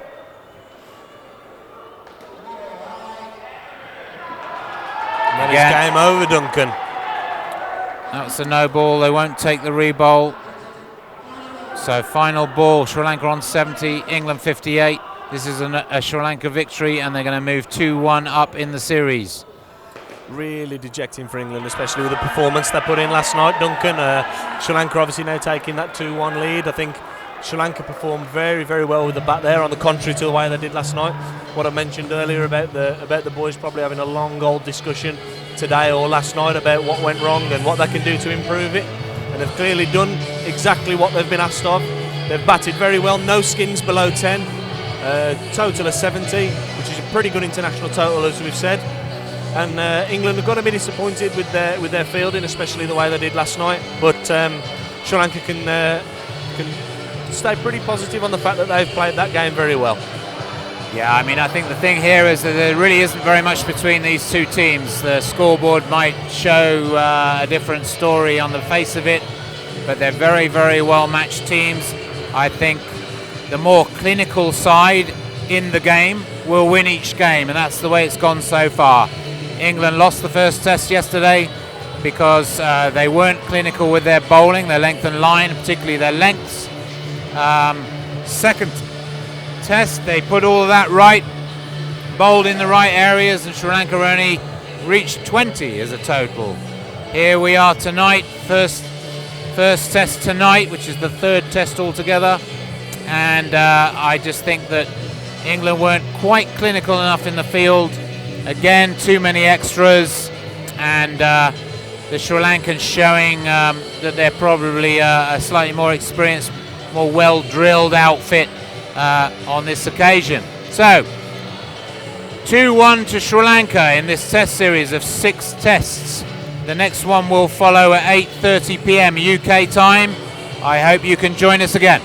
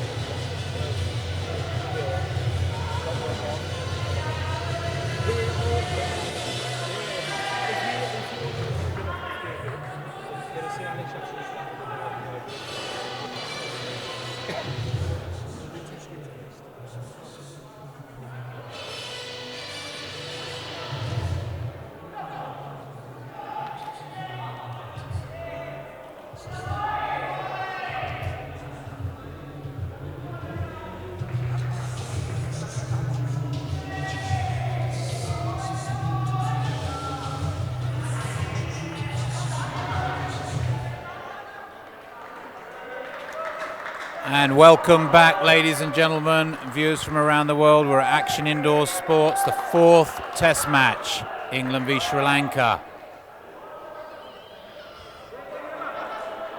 I think there was a false start. The umpire's got a technical problem, wasn't ready, so we'll start that again. Here we are, Action Indoor Sports in Birmingham. So the 4th Test, Sri Lanka leading 2-1. They just won the 3rd Test match, so England under pressure. It's 6 matches in the series, 2 to play tomorrow night. Anish Patel, England captain, facing Nilanta to bowl.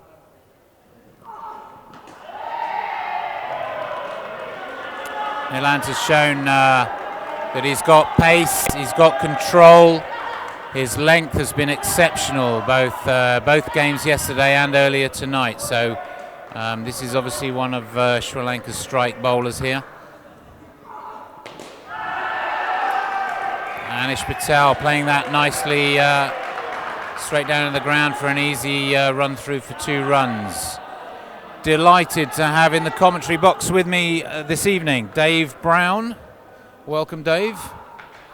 Thank you, Duncan. Pleasure to be here. Looking forward to the game. And obviously, from a completely biased point of view, I hope England can get a result and take the series into the last day tomorrow. It's a fantastic delivery from Nilanta. It's quick, it's full, it's Yorker length, and in fact, this happened in the first game this evening. Kabir got bowled by a very similar delivery. So Nilanta really fired up and putting the guys under some pressure.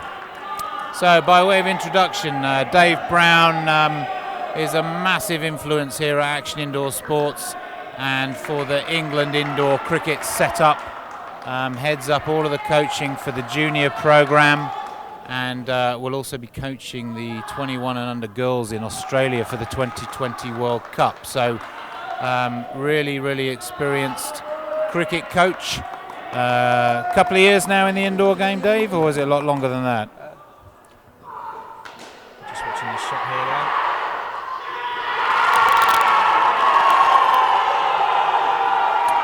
Communication issues for the England batsmen here. As per the last test, they're starting badly on -8 with 1 ball left in the first over. However, every time they've found themselves in this position, they've managed to regroup and be mentally strong to rebuild the innings. But under pressure again early, England.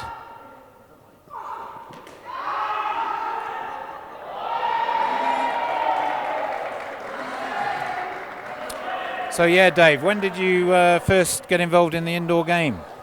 So I played a bit as a youngster, and then moved on and continued playing outdoor cricket. Took a break from it, and come back into it recently. The last 3 years, obviously got involved with the coaching setup with the juniors. Been coaching for a while with Staffordshire County, county age group cricket. So bringing a lot of sort of transferable skills where I can, and learning all the time, like we all are, and really enjoying it at the minute. I think the game in England is really starting to sort of head in the right direction, and like any sport, you're only as good as you set up, as far as I'm concerned.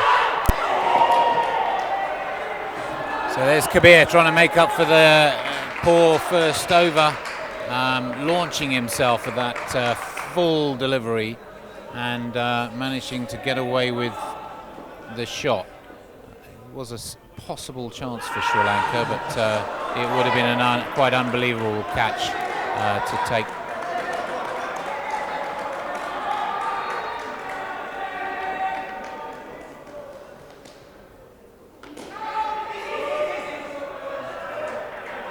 So as we were talking earlier, so important. You get off to a bad start, get onto a minus score.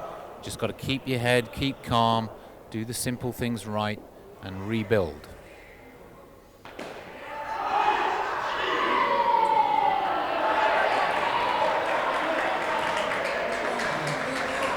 So Sri Lanka building the pressure here. England on -2 in the first skin. On a third ball, Sri Lanka are going to back themselves here to make another wicket happen. England need to change the score. Very uncharacteristic of Sri Lanka so far, that actually the pressure ball that needed to be right on the money was a gentle full toss that put Anish under no pressure. So chance wasted there for Sri Lanka.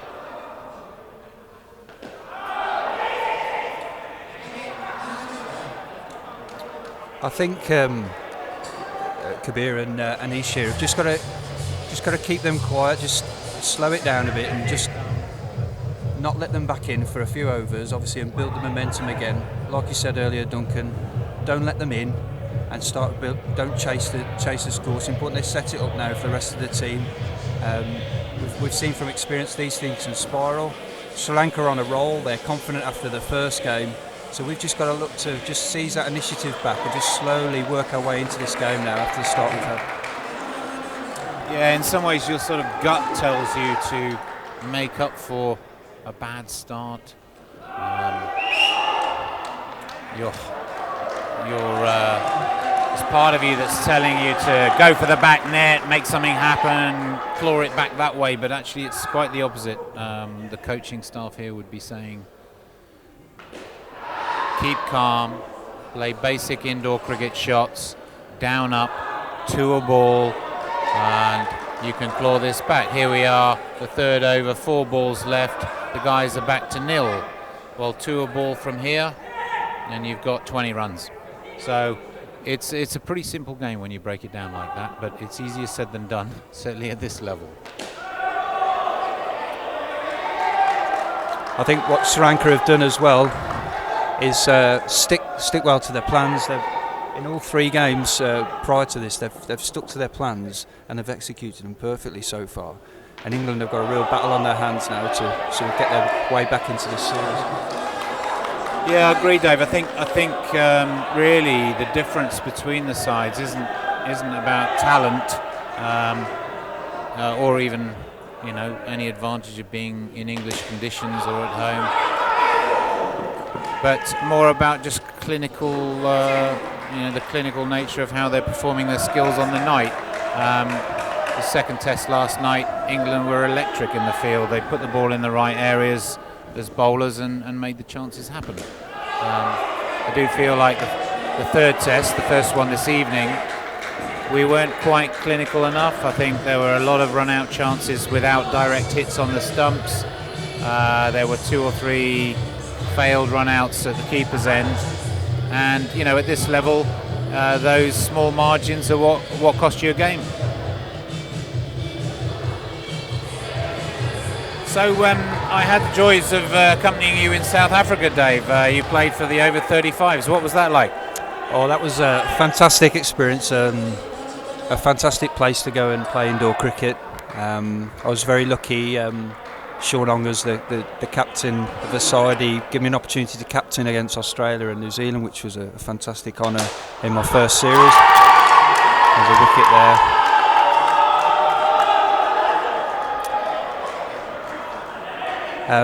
So yeah, it was a fantastic experience. The side did well. We picked up a few injuries along the way. Otherwise, we could have sort of come away with the plate.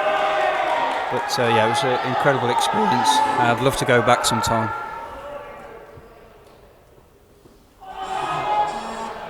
So whilst Dave was talking about the Cape Town experience, we did see a short ball bowled by Sri Lanka, which Kabir, I think his eyes lit up and he tried to flat bat it to the back net for 7. Actually, all he did was hit it straight into the top net and was caught. So another -5 for England, and uncharacteristically really, Patel and Imtiaz losing more wickets than I've ever seen them before. But still, the tactics need to remain the same. They're on 0. There's 3 balls left in their skin. They should have a target still, 5, 6 runs, at least make a positive score and a contribution. We saw the second test last night. Sri Lanka only achieved 20, so a score of 5 or 6 here. is an important contribution given where the pair are at as we speak. Yeah, I think that was key to England's win in the second test yesterday, where we got behind and then players and the batsmen scrapped their way back into a positive score, and in the end it contributed to the victory. So I think that's what Anish and Kabir have got to do here. Just keep building for the team. It hasn't gone as planned. We move on, and hopefully the next pair can push the game forward for us. But and that's the end of the first skin. Patel and Imtiaz struggling. England with a total of 1 run on the board, and a great start from Sri Lanka. Again, really using some of their firepower bowlers at the start there as well. So I think they've been targeting Imtiaz since seeing he had a weakness possibly of the ball getting through, bowling him a couple of times. But yeah, all set. We're off and running in this 4th test match. England probably realise they need to set a total. What do you think a winning total is against the Sri Lankan team, Dave? well, hopefully we can claw our way up to, like we did yesterday, 60, 65. I mean, it's a big ask from here, I know, but the players are capable. Obviously, Alex Snell's a very experienced player. I think an ex-Open Men's World Cup MVP winner, probably one of the best players I've ever seen and played with. And such a cool character as well. You know, learnt a lot from him in South Africa, the way he conducts himself. He's good in all sort of three aspects of and disciplines of the game.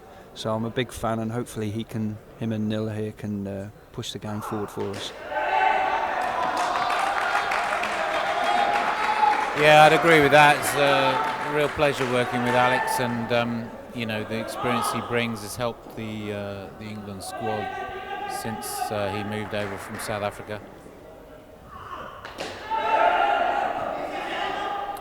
And it helps being 6'6" or whatever he is, and the pace at which those levers can let go of the ball is quite frightening at times. But actually, as a batsman, very, very steady, yes.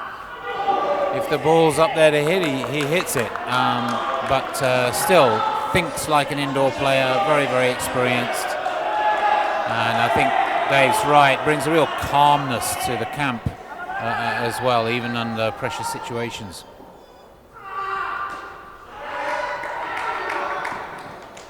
Yeah, and I think as well, Nil Patel, who's been batting with so far in the series, we'll learn a lot from batting with him, and like you say, how to stay calm in pressure. Pressure's on here now, and it'll be interesting to see how these two cope.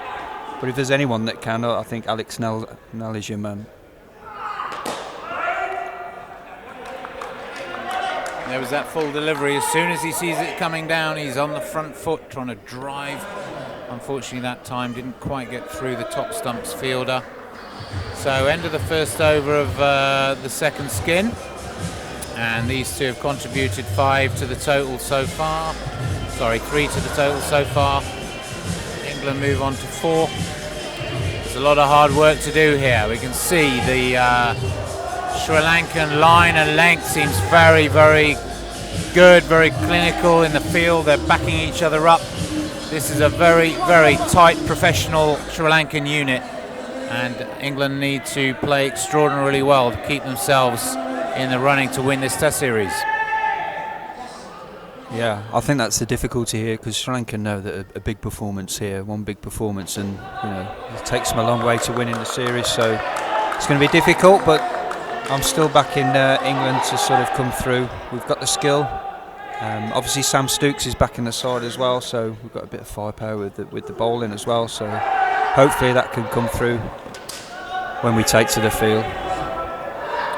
England scampering through there on the third ball. Scores must change, so they managed to get through, although particularly clean hit of the ball. Moving the score on to 5. Alex Snell facing.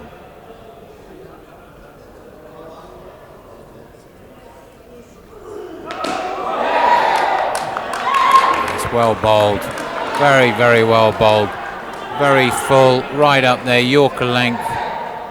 Alex dug it out well, but there's very, very little else that could be done with that delivery. So well bowled, Sri Lanka.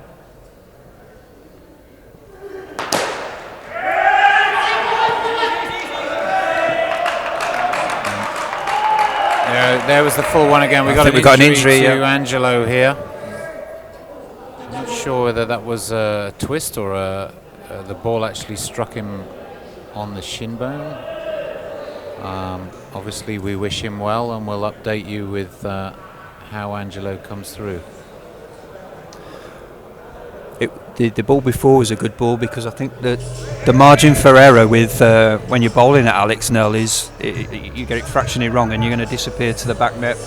Like you said earlier, he will play front court, but if you give him any opportunity to score and hit the back net, he's going to take that. And like he did in the first 2 Test matches, I think he scored a couple of 7s in those and sort of really wrestled the initiative on the skin. So it's good bowling. Hope the chap's okay.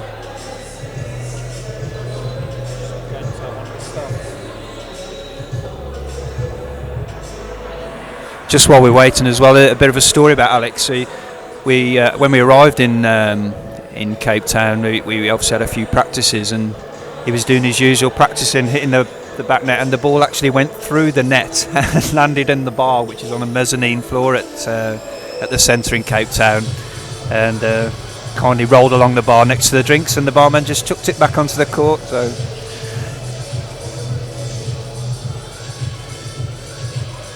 Surprised it didn't drop into one of the England players' beer, who was probably at the bar. Who would that be? Gav Bishop? Any other names? Yeah, mine would be on Gav, who's here now in the crowd. In fact, yeah, there he is. There's Gav.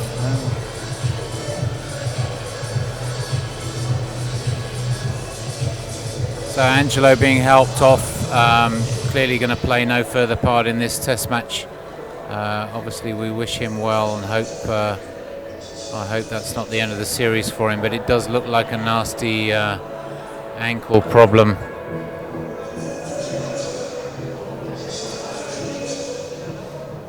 So again, these are the things that happen in indoor cricket, and it's really important that the players stay focused, keep their concentration. It's very difficult seeing one of your fellow teammates being carried off the pitch, knowing he's in a lot of pain and may not play any further part in the tour.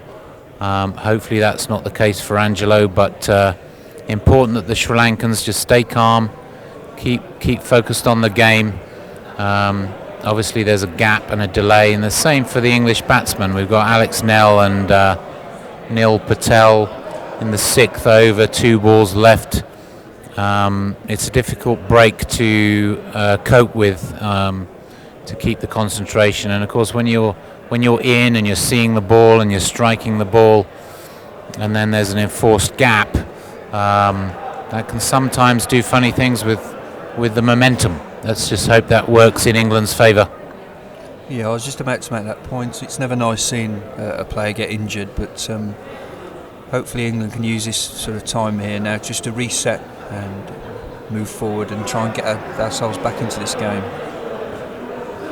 I'd just like to take this opportunity to thank some of the sponsors that have helped make this series possible, in particular the ones that have helped the Sri Lankan team come to England. That's Cash Wagon and also Ravana Garden Sustainable Luxury Boutique Hotel. Very, very grateful for the support that they've showed the Sri Lankan squads. Also the sponsorship from Action Indoor Sports in Birmingham, who have provided a huge amount of financial assistance and logistical help to the Sri Lankans. Shout out to the Premier Inn, Court Farm Primary School, who have supplied the minibus transportation for the Sri Lankan team. And of course not forgetting the live streaming organisation Red Iris Videography, who have done a great job with us here tonight and last night, and obviously will be here with us tomorrow for the final 2 tests. So it looks like we're back up and running. We've got a nominated bowler. Unfortunately, the injured player Angelo was actually bowling his over at the time the injury happened, so We've had a nominated bowler. That means that England have selected who they would like to finish Angelo's over, as he can't play any further part.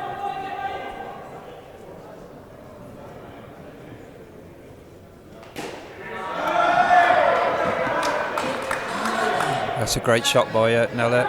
Just a shout out as well, Duncan, for the viewers in South Africa. I've been asked to give them a mention. Mr. Fulton, there you go. I know you're watching all the way over there in Cape Town, so hope all's well with you and enjoying the weather.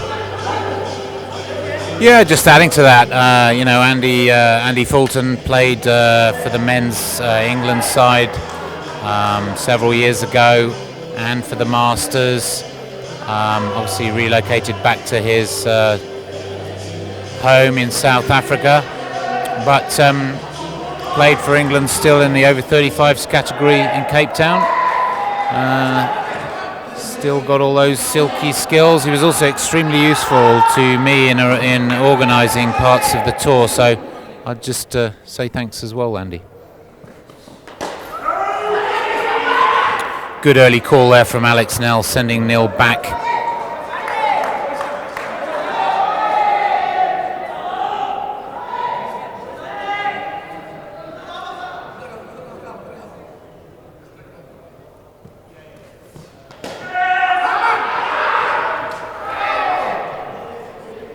Again, very, very sharp in the field, these Sri Lankans. See how they're attacking the ball off this three line. It's quite easy sometimes to think that you just wait for this fast ball, this hard ball to come towards you. International indoor cricket, these three-line fielders are thrusting themselves towards the ball. And, to actually attack the ball, take it cleanly in one hand, turn, throw, release, direct hit. The skill levels are absolutely phenomenal. I've been very impressed with the fielding, Duncan. It's been excellent in all four of the test matches now. Bit of a false shot there from Alex. Again, difficult to tell from this position what's exactly happening with the deliveries, but I'm sure on the live stream you'll be able to see the movement that these bowlers are getting. And that looked like Alex was deceived by some movement. Oh, and there it is again. What a delivery. What a delivery from Salman Faris. I mean, what a player. This guy plays outdoor cricket for the United Arab Emirates. Serious talent. And the shape on that delivery, especially after the last one, swinging dramatically in towards the right-hander, and on this occasion actually cutting Alex Nell in half. So another -5 to England. We're England back down to 8 total.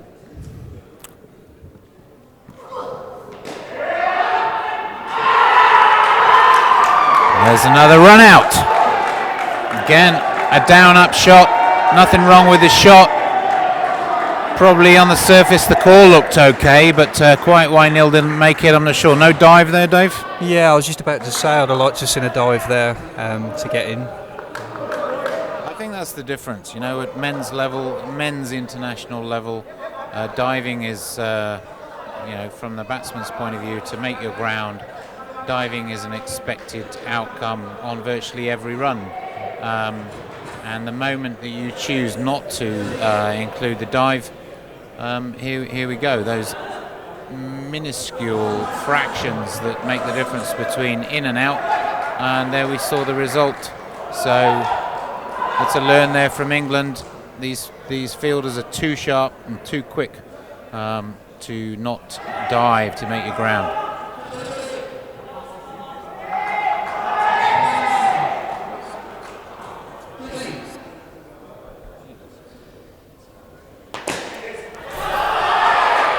There you go. That's a classic example. If you get it slightly wrong with Alex Nell, you're going to disappear to the back net.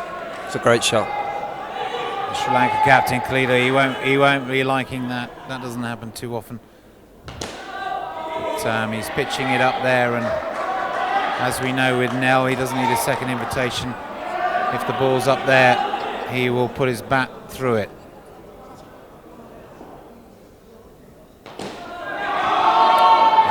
bowled from Kalita, showing all his experience. You know, it would be easy for him to drop the ball a little shorter after being hit for 7. Quite the opposite. He sticks to his game plan and puts the ball on the spot.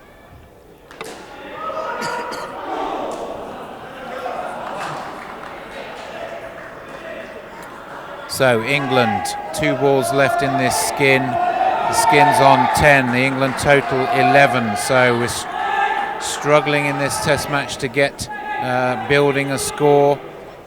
These two will be a bit disappointed with where this skin's ended up, but sensible batting from Alex. There's no point chasing it. If it's not there, just bat it back and conserve your wicket.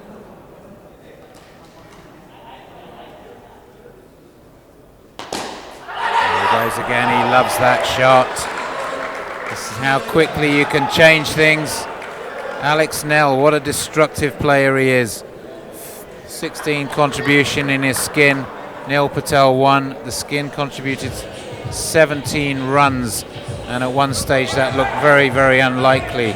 So yeah, Dave was mentioning Alex's ability to hit the straight full ball over the top, and we saw it twice in this skin. So that's a much better outcome for England. Move up to 18.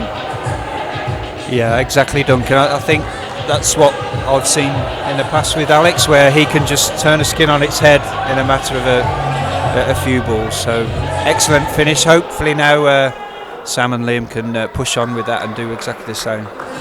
Another scorer around 20, 25 plus, and I think England are starting to get into back into this game.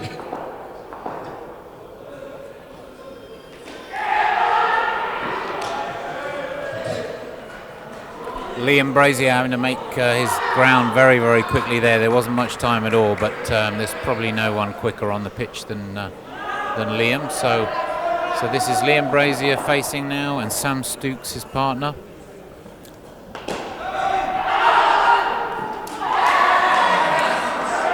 Sam Stooks left stranded in the middle. The call was no. I think he'd overcommitted himself. Bit slow on the turn. And unfortunately, again, clinical finishes from the Sri Lankan fielders undoes the start. So in the skin, down to -3. England total 15.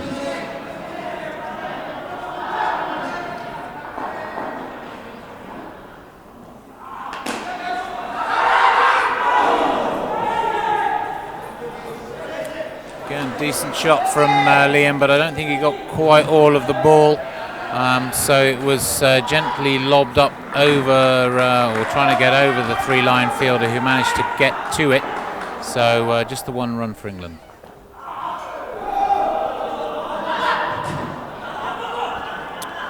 And I think I can safely say that's the first extra from Sri Lanka this evening, which is an incredible statistic.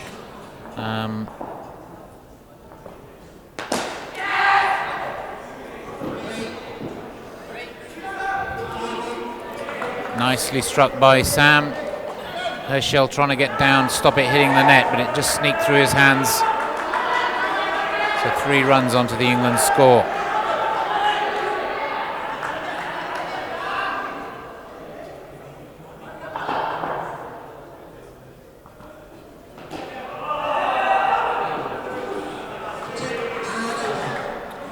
Dave, can I just ask you about some of the new exciting prospects that England have got coming up? You are obviously in charge of the 17 and unders and all the way down to the 13 and unders. I was with you in New Zealand for the Junior World Series, where we saw 2 or 3 players really come of age there. So who should we be looking out for in the men's team in 3 years' time? I think from the 17s, obviously we had Reeve Evitts, who won the MVP for his age group at the World Junior Series in Christchurch. He's a 13 and under age group at the time, wasn't it? At the time, yeah. So obviously moving forward, he's getting older now. So he'd be a player. He's a player that's doing very well in the outdoor game as well with Worcester. So it's a nice shot there from Liam to the leg side. Another player from Worcester as well. Ollie Walker would be a player who we would look to be sort of building a side round. He's already 6 foot plus, and he's just turned 15. He's a phenomenal talent. A bit like a younger version of Alex, I suppose, in that regard. He uses his height well. And then moving through the age groups, I think we've got Tazim Ali, who plays for Warwickshire as a leg spinner, a fantastic batsman. He's another player. In a few years' time, we'll be looking to sort of make some progress through the ranks. Yeah, I think I saw him playing not so long ago. Absolutely fantastic leg break bowler with immense control for such a young man. Yeah, he's an incredible talent. He played against some of the Masters actually, and some of their comments to me afterwards is they just couldn't get anywhere near the ball. They were on a different postcode. So he's another one. He's a very talented batsman as well. One interesting thing that I know that you did some analysis on was how well these juniors actually started their outdoor season after the Junior World Series. Was that a confidence thing? Playing under pressure in New Zealand helped them take that form or that confidence outdoors? Is that what you think it was? Absolutely. I think they went to a World Cup Junior Series and played in front of big crowds, pressure situations, and then they took that sort of experience into their club game, their county game. I mean, a lot of the players, I think 75-80% of the players that we have are all involved with county cricket, and it was phenomenal. We had players like Cameron Jones. Stokes decided to head the ball there. Cameron Jones, who plays in the under-17s as well, never scored 100, came back from New Zealand and scored 6 or 7 hundreds at adult level. Oh wow, that's incredible. And yeah, I mean, I having sort of run indoor cricket for England and Wales for the last 8 years, there's no doubt in my mind the role that indoor cricket can play in an outdoor cricketer's development. We're always very careful to make sure that our training programs and our opportunities for the youngsters doesn't interfere with their diaries and commitments to their outdoor game. But it's a great asset to be playing both formats. A good dive there by Sam. Yeah, I think the benefit we've got as well is that we're starting these processes now in preparation, obviously, for the Junior World Cup in South Africa in 2 years' time. And no ball there. That's a rarity. So he's called that on the line fielder.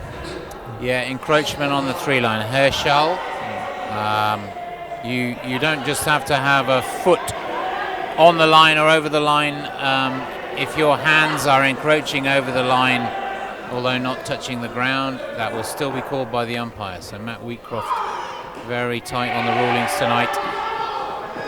After all, this is a World Indoor Cricket Federation sanctioned Test match series, and therefore full World Cup rules apply.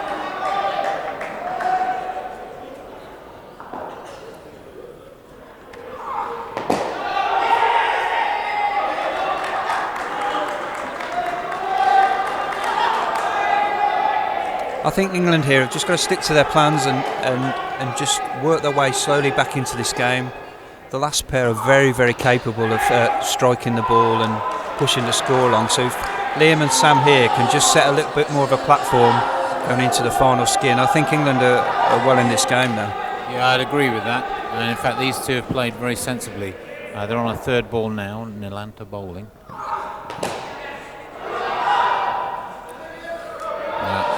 It's probably the weakest third ball delivery we've seen from Lanka. He's normally absolutely on the mark, but that was overpitched. No major problem for the England players. So these two on 16, they've got 1 over left in their skin. England move up to 34. As Dave mentioned, if these guys can just keep their heads, be cool and collected about their last over, maybe pick up another, 6 runs or so, get 24, 25 in the skin. That'll be an excellent contribution given what's happened before.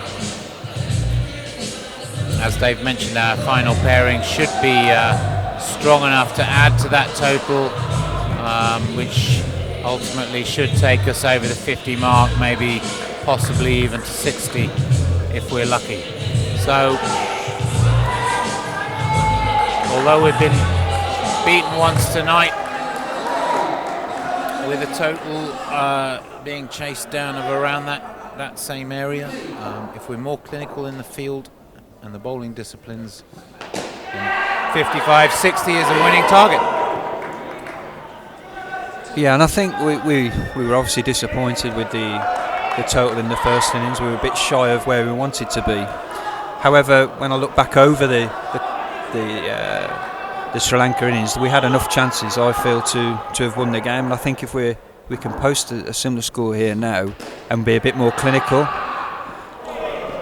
then hopefully I'll back us to get the result. Yeah, and at this level, at men's international level, we're talking about direct hits on the fielding in particular. These guys will be expecting to hit the stumps every time they turn up. That one bounced up on Stokesy a bit. Unfortunate, caught a leading edge off the top of the splice of the bat, and a very, very simple catch to the 3-line fielder. So a real shame, actually. These guys were going well and concentrating, just avoiding getting out, and a good delivery. It seemed to pop up unexpectedly, and that's what caught Sam out.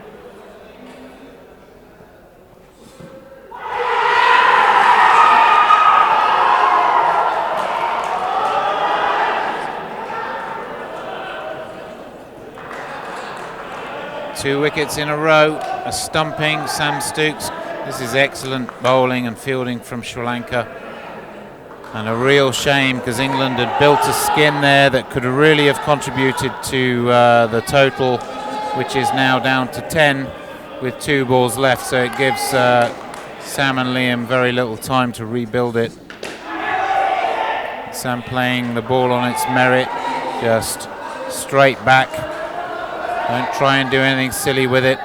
It's far better to bat this ball back than even think about a -5 situation.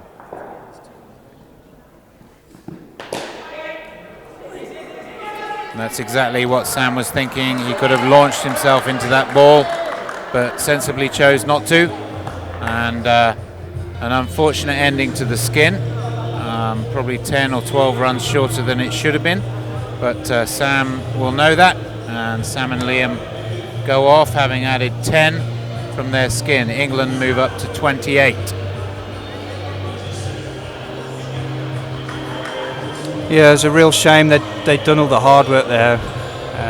Just that final over has cost us. But hopefully Gunny and Nav can get us up to something like a decent total, and we can put some pressure on when we get the ball in our hand. Yeah, I mean the wonderful thing about Sam Stokes is he's a real lead firepower bowler for England, and I know his personality.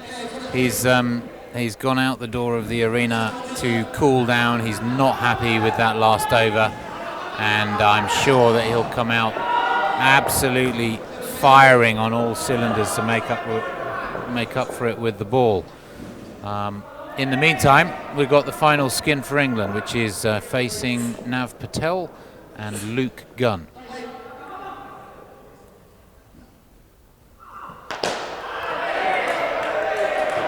Starts with a full toss.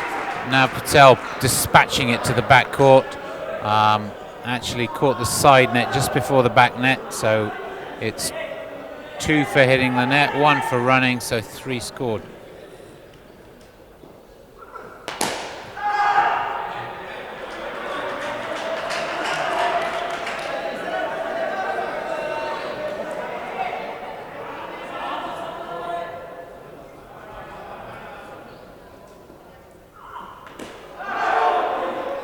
There's a change-up ball there with the cutter, the off-cutter away. He's a very clever bowler. Yeah, I was talking to Ollie Green earlier about the variations that the Sri Lankans have in their armoury, and of course how difficult it is a batsman to pick it out the hand. And this isn't just in indoor cricket, they're famous for this in the outdoor game too.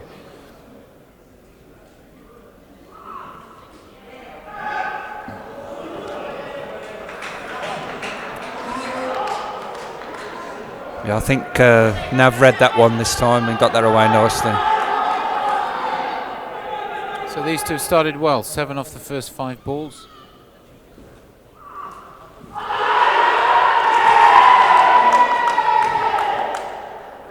There's an appeal for court. Matt Wheatcroft isn't interested. Some inquiry going on from Luke Gunn there. But Matt Wheatcroft, World Cup umpire, not interested.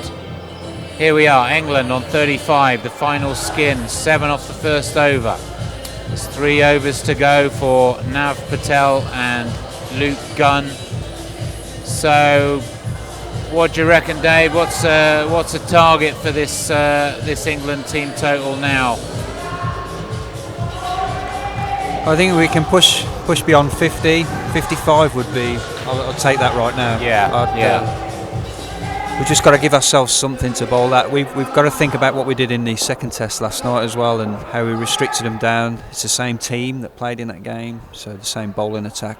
So we've got to believe that we can do it, and that's a good start for us there. A rarity, a Sri Lankan wide. They just haven't bowled anywhere near as many extras or as England, and I think that's been one of the telling differences. Again, there's another variation as well.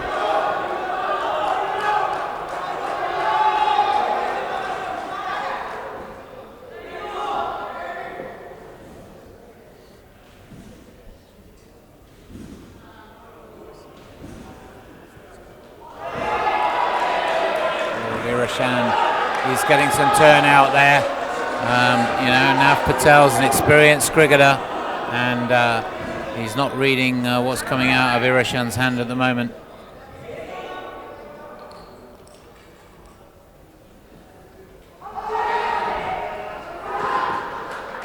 Again, this is excellent bowling from the master. He's got the Jofra Archer chain as well. Have you noticed that, Duncan? Yeah, well, and on his wrist. We'll be having words afterwards. We can set up a jewellery shop.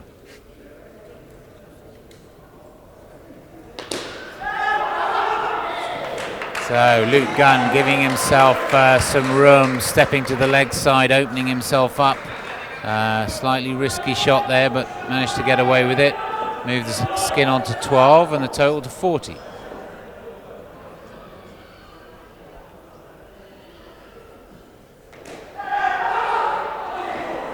I've been very impressed with Luke. Obviously, he didn't play in the first Test match and came in and we won the second one. But since he's come into the side, he's just got that indoor nous. He's a clever indoor cricketer, great hands at tops. He can be quite destructive with the bat. And actually, his bowling's been good because he's bowled full. And again, going back to, I think, one of the differences between the sides is Sri Lanka have bowled well to a plan and they've bowled full. They give the ball a chance to swing. And when they're not doing that, they're bowling the variations with the cutters. So they've been quite clever in how they've gone about their business. I think we've got to learn from that going into when we bowl. Yeah, I think you're right. And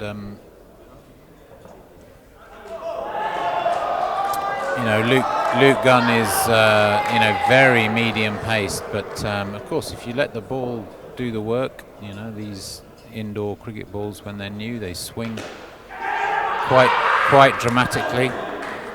Wonderful piece of fielding, but again, no direct hit, so Nav Patel safely in. But yeah, Luke is a top stumps fielder, very, very athletic, puts his body on the line. Rarely things get past him.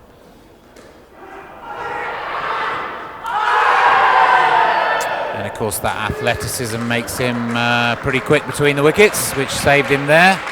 And of course, you know, I've never actually in I think 5 or 6 years I've been working with Luke in the side. I can't remember him actually having an injury of any serious nature either. He's keeps himself in very good shape. Yeah, he does. He's a real sort of. He's got a fantastic attitude as well in and around the squad, and I think that's important.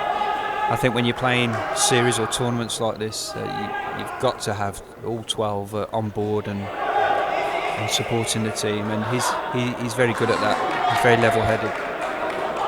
You might recognise the surname, of course. Luke Gunn is the brother of the England outdoor cricketer Jenny Gunn, who's been a mainstay of the English women's game for many years. So some good gene pool in that family.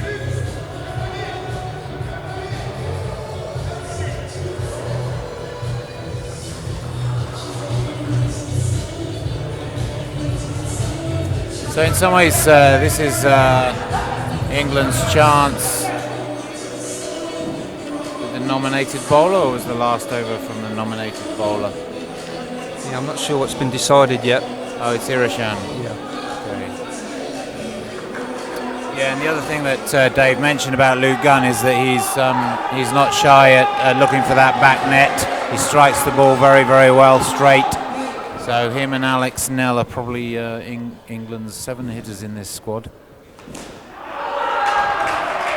That's a lovely shot there, because that wasn't a bad ball at all, but he's managed to manufacture it across over to the offside. Yeah. Well played. Yeah, that wasn't short, was it? But he made it look it by his batting deep in the crease and hitting the ball very, very late.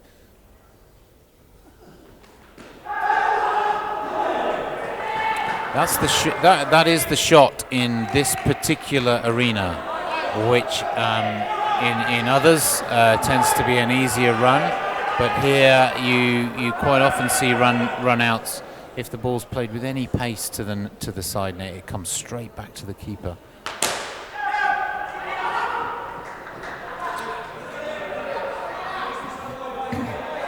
So these two doing extremely well. We've got 3 balls left. They're already on 25 for the skin, moving England up to 53. Dave Brown said that 55 would be a good outcome from where we were. Looks like they're going to surpass that.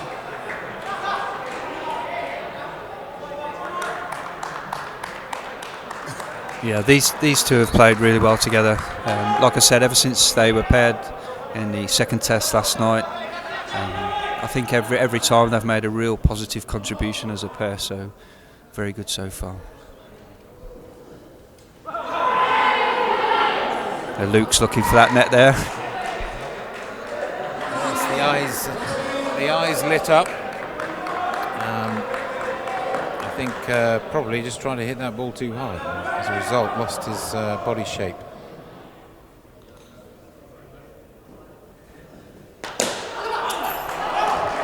There we go. That's what he was looking for, the previous ball, but he's executed it well there.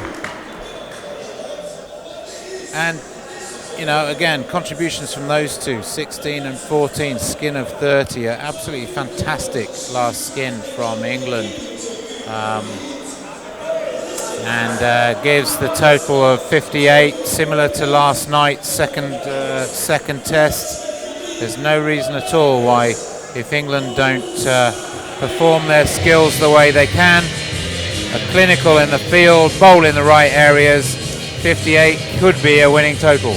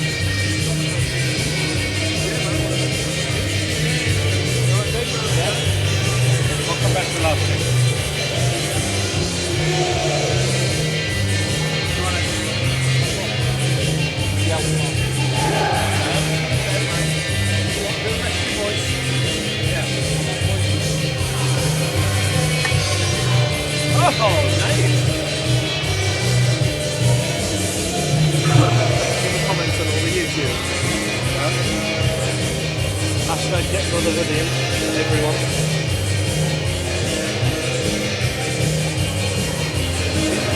Thing is, quick to the fire, the bowl to over, and then probably do the shot. Seems bizarre to me.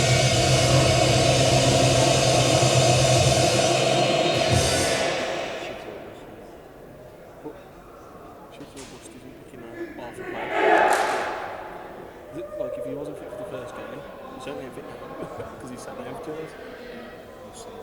We'll see it's bad. Let's hope.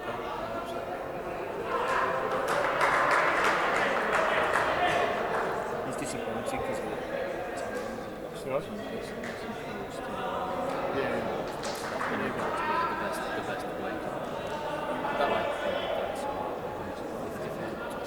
Go that way. Hold the mic at the top, essentially. Here we go then in the second innings. England defending exactly the same score as they did in the first game, 58. What do you think the chances are, Dave? Like I said earlier, I think if we take our chances this time, I think we missed 5 chances that we normally expect to take. Well, that's as we all know, that's a lot of runs. So it's all to play for. Stokesy started off well there with a great ball, full swing in. That's exactly what we're asking for. Yeah, Sam obviously missing out on the last game through injury. I think Coach Craig calling him back in as a last-ditch effort to claw this back to 2-2 before going into the final day, I think. Here he is with his second ball. Hello, you all right?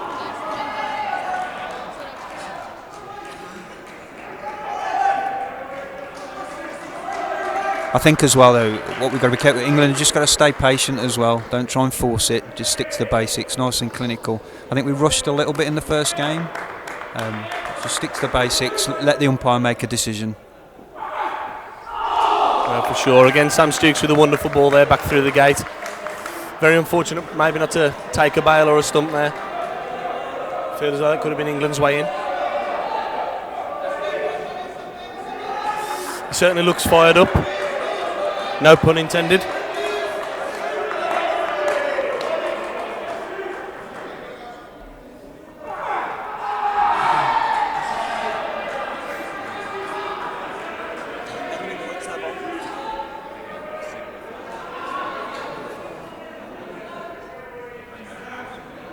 Again, resident Stato Benedict coming in with the wide stats there, and Sri Lanka feeding us 5 only at a maximum, he says, in the first innings, and already 3 balls into the game, 4 balls into the game. England throwing down their first. Stooksy's got 1 ball left to make an early inroad here. Got a feeling with the determined look on his face, he's going to do his best here. This ball's not going to be slow.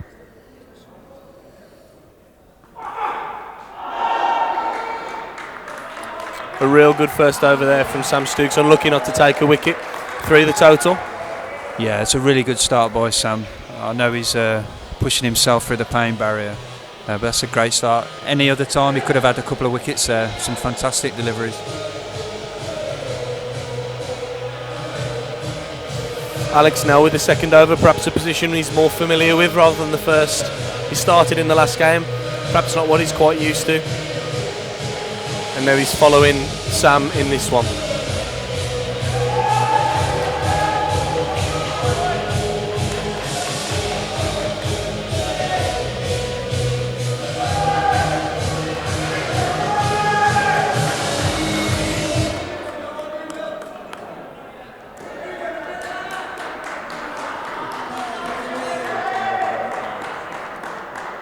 So Alex is getting himself ready. Hopefully he can crack them open here and we can start getting into this ranking batting order.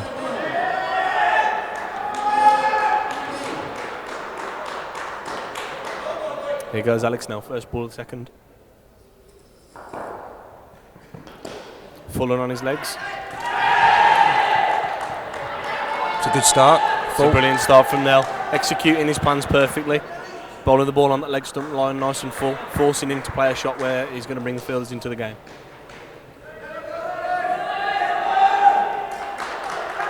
Got to feel like there's got to be a few more direct hits, Dave, than in the last game.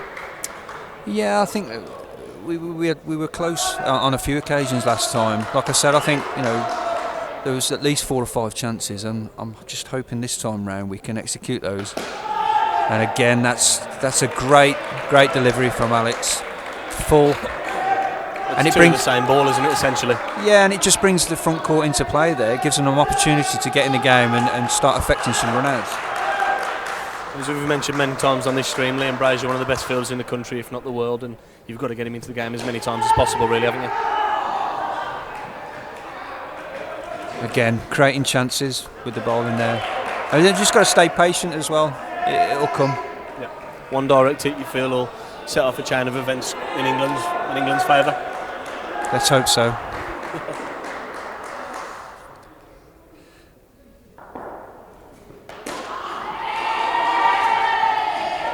Fraction short from Nell for the first time this over. Easy pickings for Lanka there. I actually think we've bowled really well here. This is a really good start. We haven't been rewarded for it yet, but I think this is a really good start from England. Yeah, it's a strange game indoor. You can bowl the good overs and for some reason not take a chance, and then you occasionally see, especially in sort of centre cricket, you see 1 or 2 weaker bowlers just taking wickets for fun, and it's a frustrating game.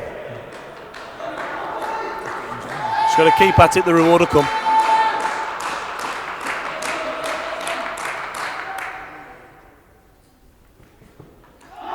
Oh, so that's the Nella's change up. Yeah, that's his. I've actually still got a broken finger from keeping to him in practice, but he does give you the signal if he's going to give you the cutter. And I think in the first game it got him a wicket off an inside edge, so that was a good delivery. Again, a good start, Ollie. I think England just got to keep doing that, stick to their disciplines, and I think it'll come. The standard's been good so far. Stokesy going in the third over again, as predicted. I believe when you've got a bowler like Sam Stokes in the locker and you want to set a game off in the right frame, you've got to utilise him early on. Yeah, England have got to go hard here and just try and get Sri Lanka behind the game. Hasn't worked so far, but the signs have been good. I can feel a wicket brewing.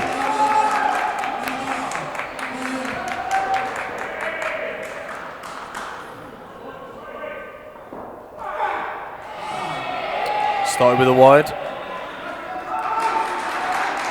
You can see the grimace on Sam's face and all the effort he's putting in for the boys. He's not going to go down without a fight, is Stokesy. Bit of shaping, back onto the base of that leg stump is exactly what he's looking for here. Yeah, it's much better there from Sam, much better delivery.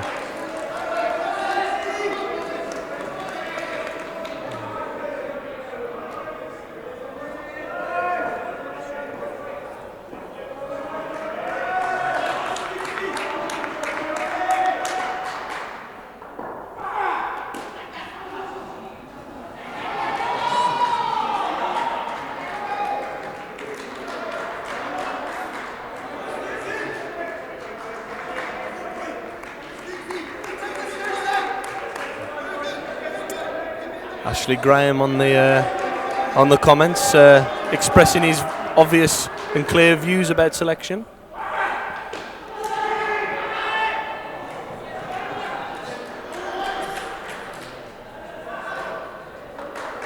We're seeing a really sharp over here from Sam again. He's going to have to put all the effort he can into 2 more deliveries to try and buy his team a wicket. Perfect scenario, obviously, is 2 wickets.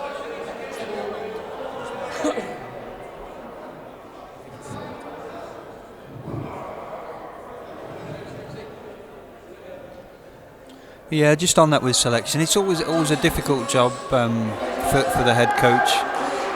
I think the game in England's getting to a point where we've had a few players, there's a few new faces in this squad, and it's difficult. There's always somebody going to be disappointed, and of course when things don't go your way, people pick up on that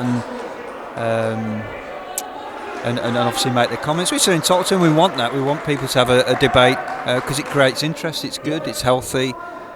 We'd all pick a different side, I guess, or different changes. So as long as people are talking about the game, I'm more than happy with that, Ollie. I don't know what you think. No, exactly. I mean, you see regularly with the outdoor game, you see the boys on Twitter on every game. You know, if someone has a bad game or if someone has a good game, they get praised, and like the bad game, they say, "Oh, why has the coach picked them? They should be dropped."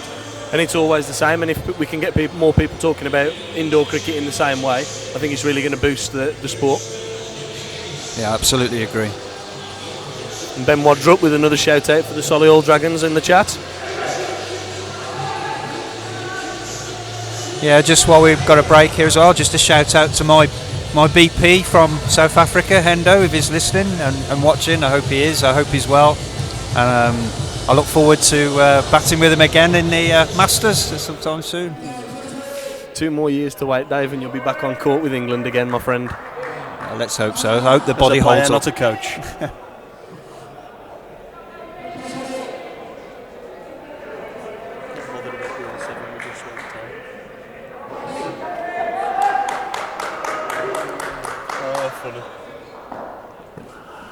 Kabir with the final over the skin. Here's a chance. And you've got to feel like those have got to be capitalised on, Dave.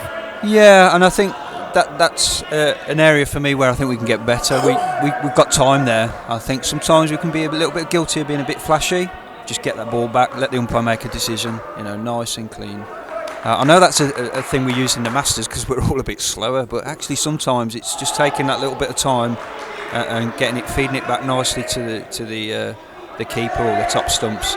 And then the umpire's got to make a decision. He can't make a decision if the ball disappears into the corner. No, correct, yeah. I feel like a trait of Braz is that he will always go to the slap as opposed to the catch and flick. And that's obviously fell foul there and meant that they got away with the wicket. Kabir there with the hostile delivery. You've got to feel like he's got to get it up there to give his team the chances. There it is. That's much better there. It's much better line. It brings Liam into play there. Exactly. Like we said, we want to get Liam in the game as much as possible. I think that's a clear and obvious plan from the majority of the boys. It's just about executing that.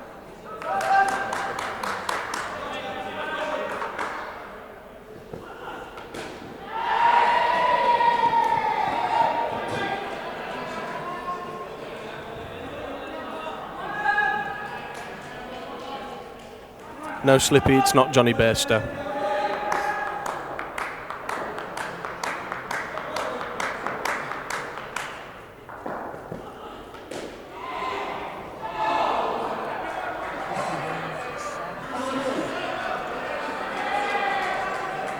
So I'm guessing we got a lot of Tom Brotherhood fans on the chat, have we?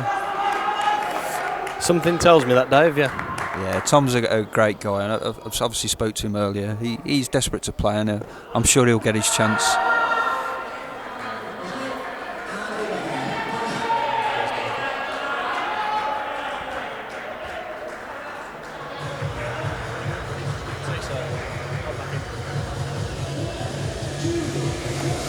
So Ollie's just popped off to do his bit of physio work. So Duncan's joined us back at the seat. Disappointing, really. I thought England actually bowled well in the first couple of overs. They didn't quite get the rewards. A few chances. We rushed a little bit, but they've got to stick to the plan here because they're not out of this. It's only going to take a couple of skins to go wrong for Sri Lanka, and England are well in this game. I firmly believe that. Yeah, I mean that's the wonderful part of the indoor cricket format is that you're never really out of the game until right at the end. And in this situation, although Sri Lanka looked like they're well on top, England had a very, very poor first skin contribution, and the third skin too. That can easily happen the other way round. So if Sri Lanka have one very, very poor skin now, we're back to a sort of even game. And with the England bowling attack and fielders, that's very possible. I did feel like Kabir Imtiaz again dropped the ball just too short again.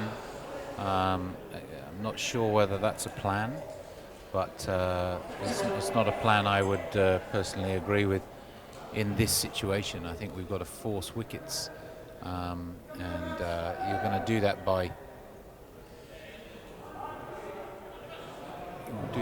pitching the ball up and making them play shots.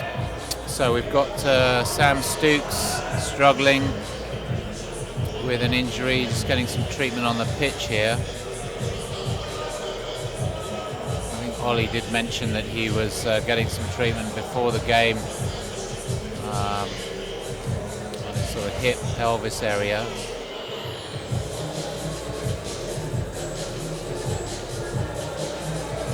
Yeah, Sam's struggling there.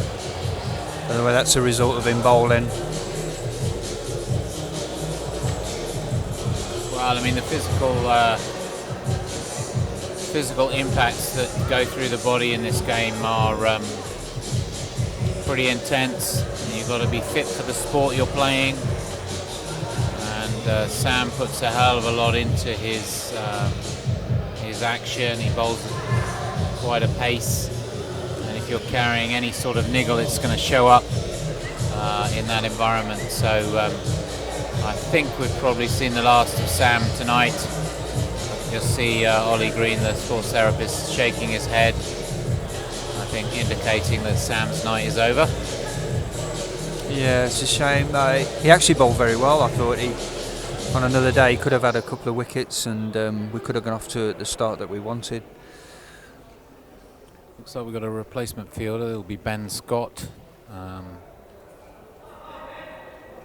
Yeah, that's not the worst replacement, is it at all? Ben's a fantastic fielder. Ben is a fantastic fielder. What happens in these situations is that any overs left for the bowler who's left the pitch to bowl will be picked up by a nominated bowler. So the Sri Lankan batsman will choose who they would like to bowl instead of Sam Stooks now that he's not on the pitch, and it can't be the replacement fielder Ben Scott. He's not allowed to bowl.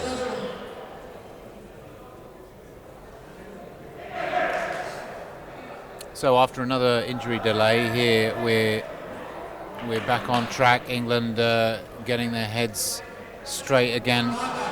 They need to be very, very focused and concentrate, and most of all get this ball in the right areas that gives this great fielding side a chance to take wickets and get in the game.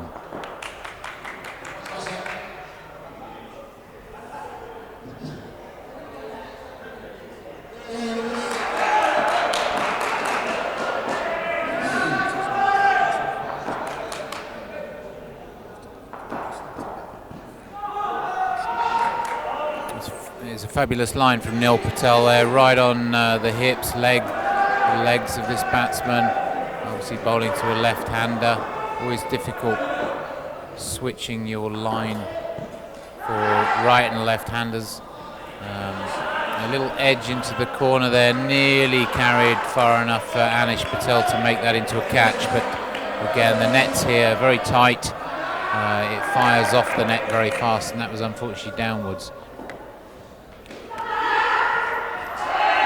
There was a slap from Anish again, very, very quick, but the Sri Lankan batsman very quick between the wickets, and the dive, which always normally sees you safe. Yeah, Neil does create a bit of pressure. He hasn't got the amount of wickets that he'd probably have liked so far, but he does, with his bowling, give a bit of control, and he creates chances.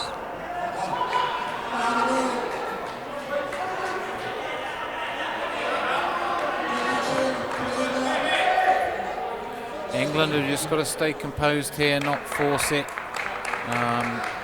Your gut instinct is to try and push to make things happen in a way that varies from the plan. If they just stick to the plan, bowl in the right areas, something will happen.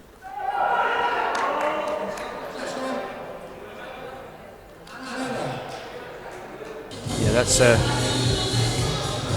good over. Didn't quite get the wicket, and again a better from Liam there in the corner. Just nice feedback to the keeper, not rushed. And I'd like to see him just do a little bit more of that, just nice and calmly back, let the umpire make a decision. Yeah, that sort of cool-headedness, calmness in the action. A okay, you might lose a split second, but of course at least it's either hitting the stumps or it's going straight to the keeper's hands, and he's right by the bails. It's always a balance, isn't it, of power over accuracy, whether you're bowling, whether you're throwing. So Nav Patel's going to come on here now. Nav's very sharp. Hopefully he can grab us a couple of wickets now.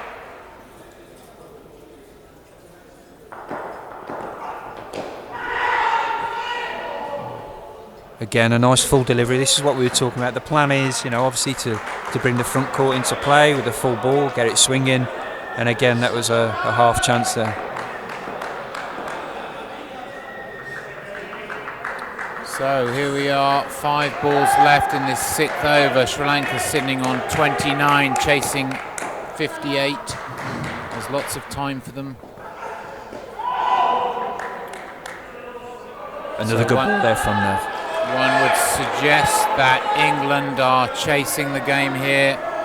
They need to just stick to their disciplines, as Dave's mentioned before. But Sri Lanka seemingly in control of this test match at the moment. Well, this is good pressure. England building a bit of pressure. It's another good over so far. Leads to a 3rd ball situation. Salman Faris has called a timeout, wants to talk to the umpire. Yeah, I think is there a bit of blocking going on? Yeah. Or bit of gameplay by Anish there on the leg line. Is it the England captain Anish? Okay. Yeah, you see where Anish Patel is fielding, and the non-striking batsman has his bat over the line. Sometimes there can be a bit of interference. That's a run out. It's a fantastic plan from England. You saw the way that the 3-line fielders rushed that ball as it went down. They knew it was a 3rd ball. The scores had to change. The Sri Lankans had to run, and this time England convert.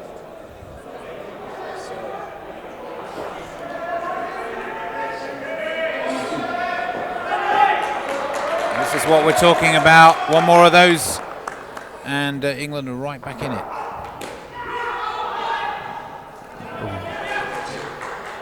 This has been a good over from Nav so far. Duncan, I've been really impressed with him in the series so far. I think he's batted well with Luke, as we spoke about earlier, and he's got real capability with the ball.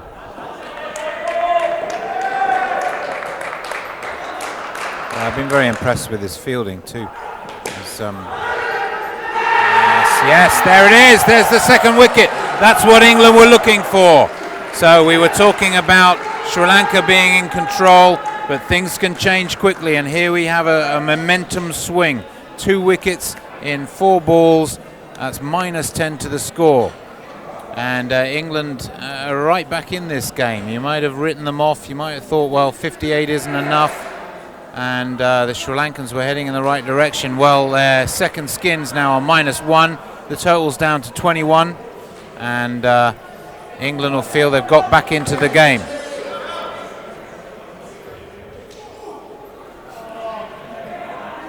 Yeah, sorry about that, Don. Just giving Liam a message to get the ball full. Let's hopefully he can create some chances again for the front court now. It's a big over.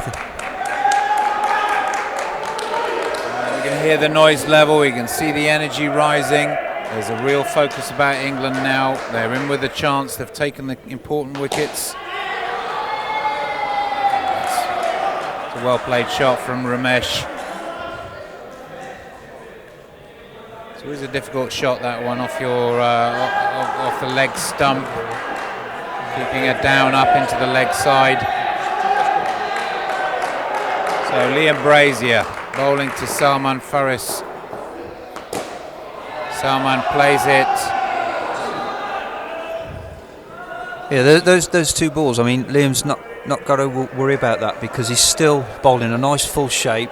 Okay, they've played 2 good shots. Good luck to them, but he's got to keep the ball full and keep bringing the fielders into play. I think the mistake players can make is they see the ball getting driven or scoring shots, and they get the temptation then is to drop the ball short, as we've seen. I think he's got to stick to the plan here and keep the ball full. intensity about this game now. There's all sorts of fielding pressure going on. The exclusion zone in the front court there is being pressured by Luke Gunn, Anish Patel, Alex Nell.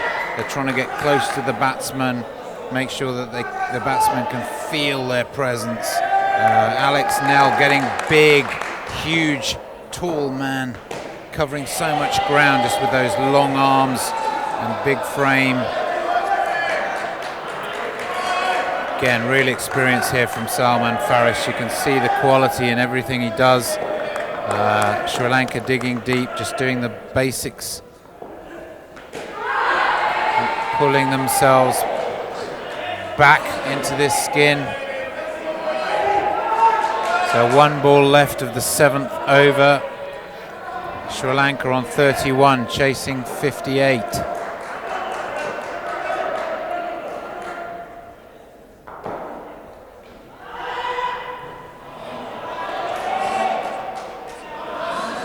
That ball seemed to pop up slightly unexpectedly on Salman, but he kept his eye on it, watched it well, and just played a safe shot just down into the ground on the offside.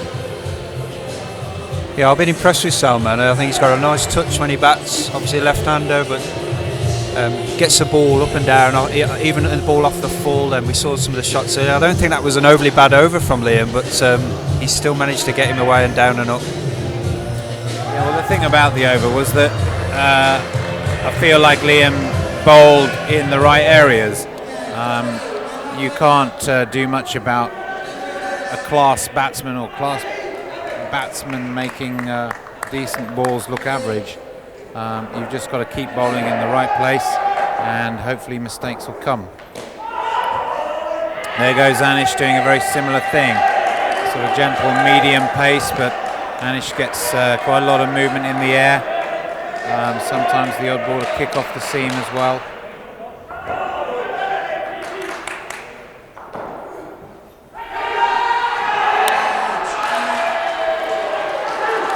Well, very, very uncharacteristic of Salman Faris. He came charging down the wicket, and although there was a relatively slow fumbled chance at a stumping, it was still achieved.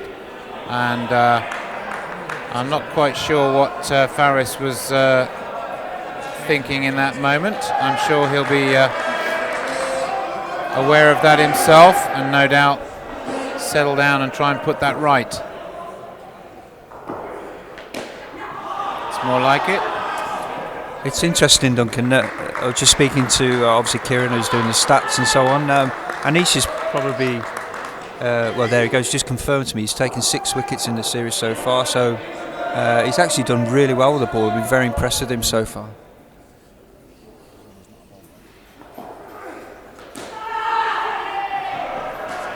But this is the beauty of the indoor game. So you've got Anish Patel, who's predominantly outdoors, a class batsman, an opening batsman. He's had a tough time with the bat in the last 3 tests, and has actually excelled with the ball. So the wonderful thing about indoor cricket is that everyone bowls, everyone bats, everyone fields, and sometimes those skills that don't get much practice when you're a specialist outdoor batsman in particular, who doesn't really ever bowl, there's no hiding place, and everyone's got to do it. So it's a wonderful game from that point of view, very inclusive. Direct Great hit work from Liam Brazier, there he is again. He's been lethal in that position today, and another wicket, another -5, a run out for England. Sri Lanka very, very frustrated with themselves, given themselves a lot harder work to do to finish this game off. So we're halfway through. Sri Lanka sitting on 27, chasing a total of 58. We'll be very disappointed that that isn't more like 35-40, chasing 58. But a couple of wickets in that last over, and England back in it.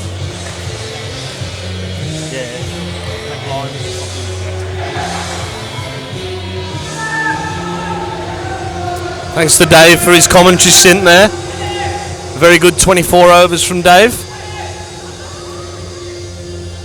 And he's got some coaching duties to attend to. Yeah, and thanks for rejoining us, Ollie. Maybe you can give us an update on both Angelo's ankle injury, was it? What happened there? Was that a twist? Or so he's landed on the outside of his ankle, and he's got a grade 1 tear in the anterior ligament of the outside of his left ankle.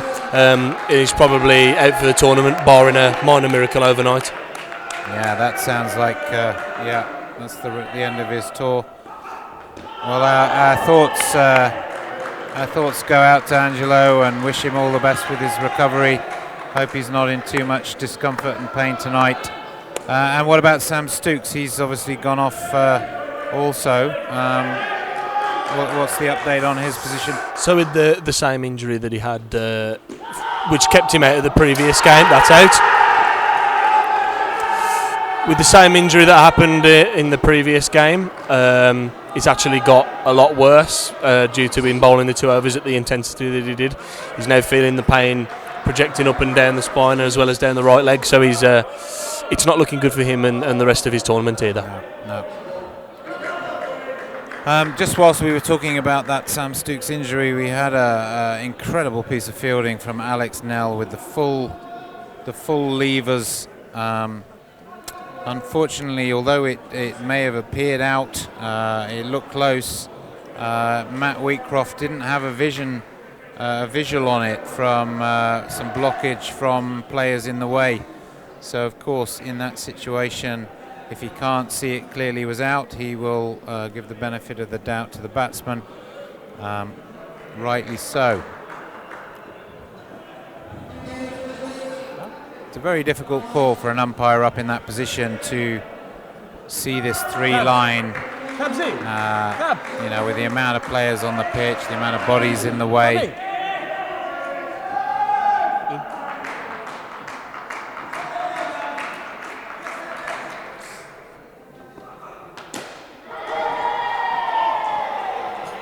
Slight misfield from Ben Scott on the offline there. Not a position he's used to being in, but a fielder of his calibre, I think he'll be disappointed with missing out on that one. Here we go, Nav Patel, fourth ball of the over now. A very good stop there from Anish. Great stop from Anish Patel there. Stopped a dead certain extra 3 runs really, because if it had beaten him, he would have hit the net beyond the 3-line. The players would have run and picked up 3 runs. I'm sure it'll be interesting to see how important that 3-run save is at the end of the game. Another chance there. Liam Brazier, electric speed in that corner, slapping the ball back. Unfortunately this time whizzed past Neil Patel with the keeping glove on, so there was no actual breaking of the stumps.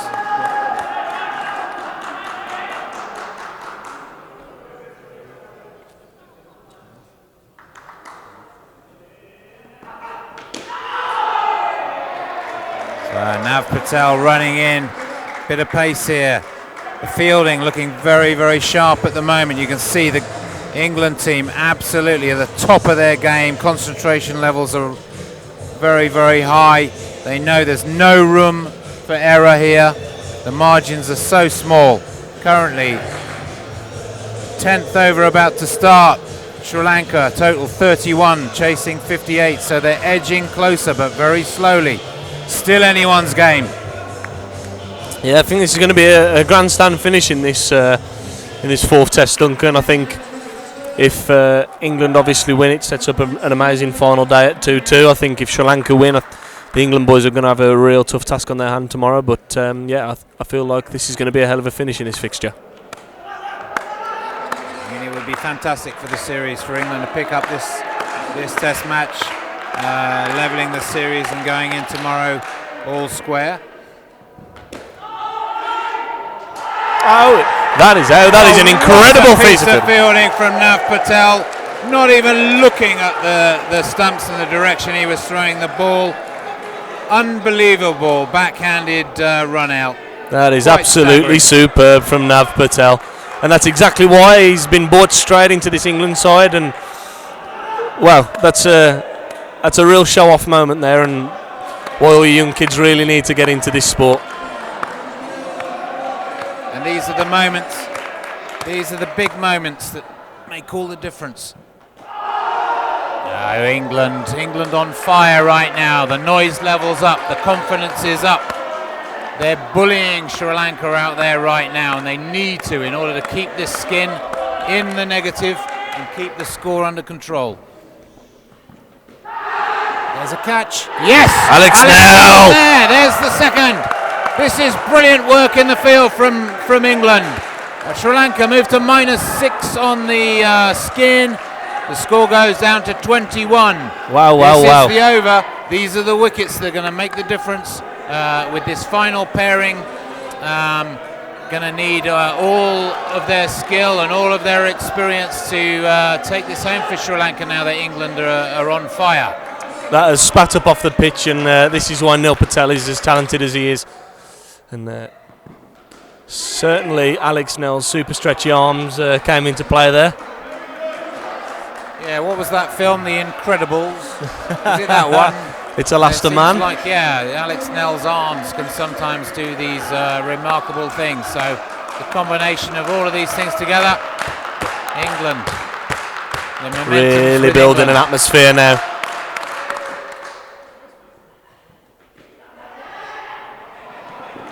A good shot there from Malshan, making sure that the pressure doesn't get to him all too much.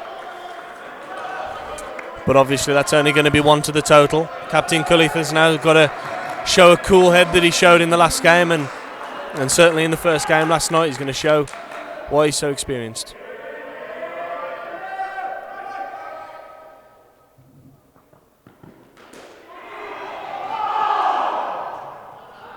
Brilliant piece of fielding, a brilliant shot as well. This is going to be an incredible finish, folks. Please don't go away from your computers, TVs, phones, whatever you're watching this on. I think this is going to be a hell of a finish to set up final day tomorrow. Yeah, let's hope so. And another good example of what this wonderful sport can offer. I mean, here we had 3 overs ago. I would have thought that most spectators, most cricket pundits would have been thinking, well, Sri Lanka really ought to stroll to victory here. Not in this game. A couple of wickets, the momentum shifts, and the tables are turned, and you never know. England could still win this game.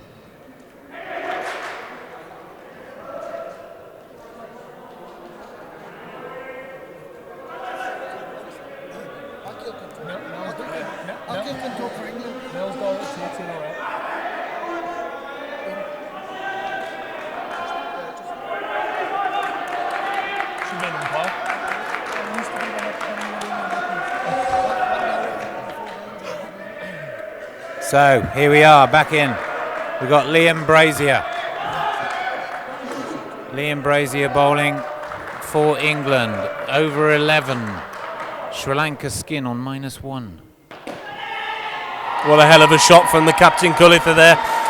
A down and up over Nav Patel's head for a 3 on the offside. Yeah. That is a real tasty shot. Yeah, quality, experienced indoor, down up. Really class shot from Kalita.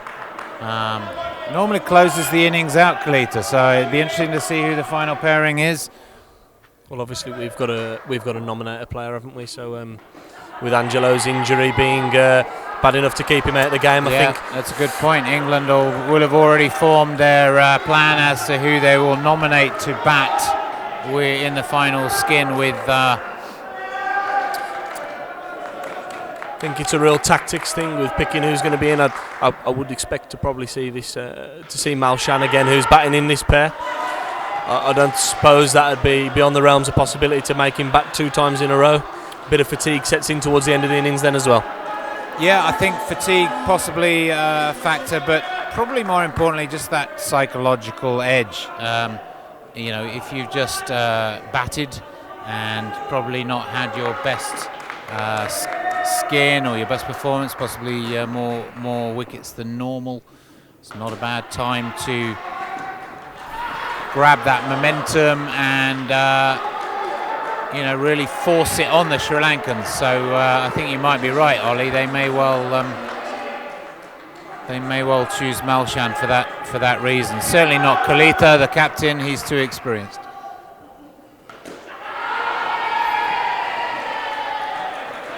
A mighty fine shot again from Kalita there.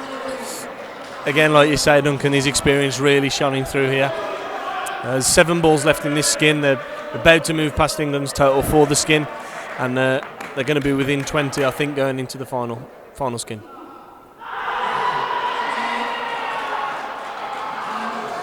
A wide ball to finish there, meaning that with 5 overs remaining, Sri Lanka are going to need 20 runs to win this fixture.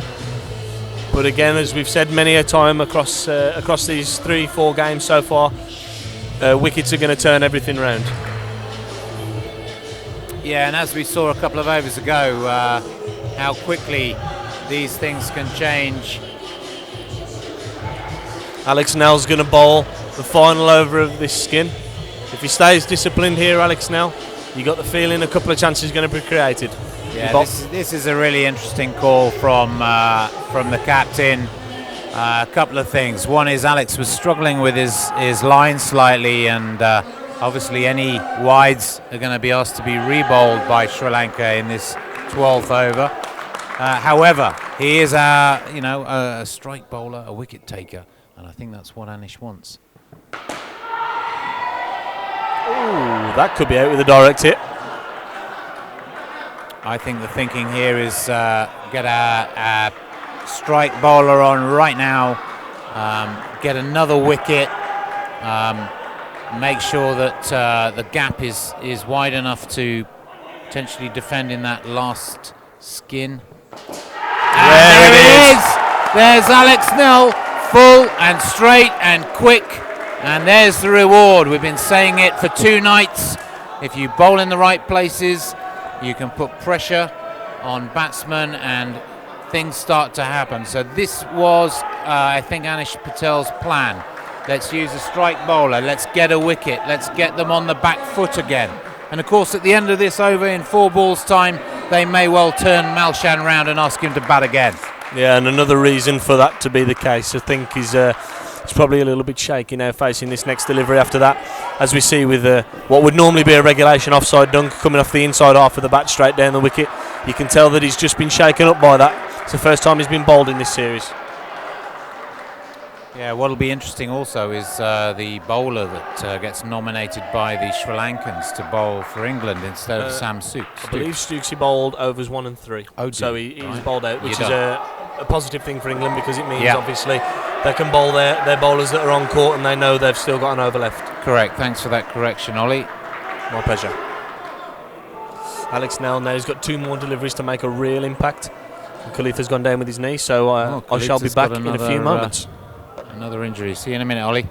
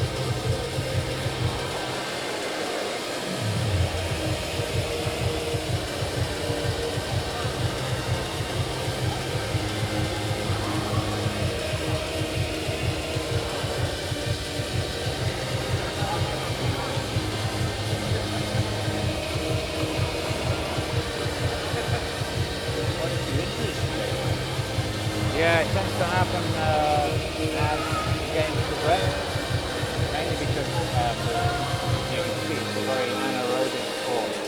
stop start and a lot of muscular endurance. Of course, what they've done is they've brought a squad with probably 3 or 4 players who don't normally make the cut, and it means that actually they're like us too.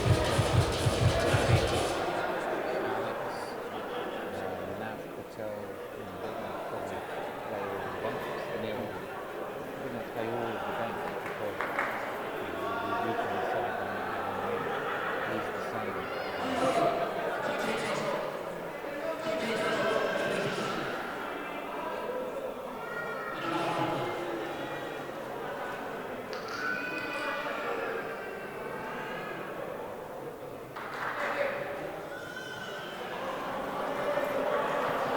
So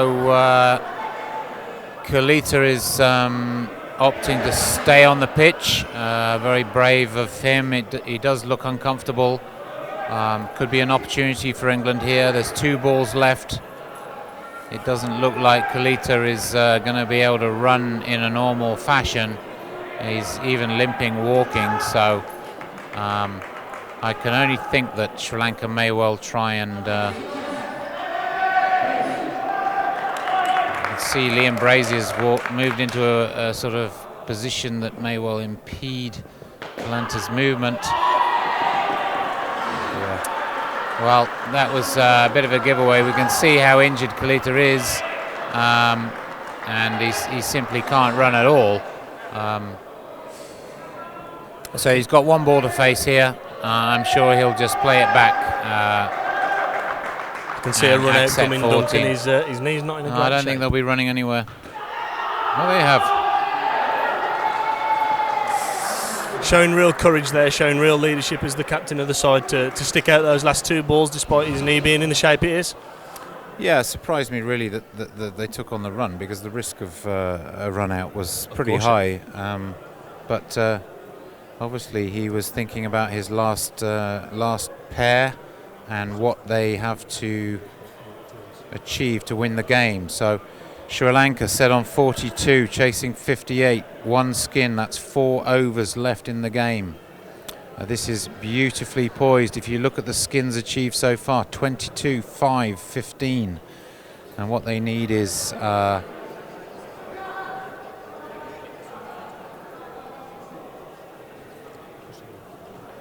17 from their last skin, which has only been achieved in the first skin, the 22. So with a nominated batsman, the way this looks at the moment is, I think that I'd actually go for England having the slight balance. Well, it may well be England have nominated the injured player because he didn't go off. And he actually went against my word, Duncan. I did advise that he needs to go off.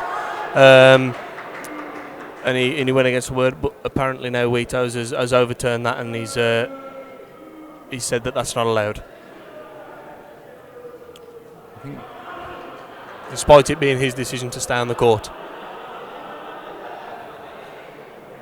Yeah, it was a strange decision for him to stay on the court, because as the walking wounded, it simply doesn't offer you anything when you can't effectively get from one end to the other in a quick manner. But I mean, he did get away with 2 runs on the 2 balls that happened after his injury. But I found it quite a strange decision at the time. And obviously now England, as we predicted, Duncan, going with Malshan. Fresh off getting bowled in that last over. I feel like he's probably going to have that in the back of his mind at least, and fatigue may set in, as we said. 4 overs to go now.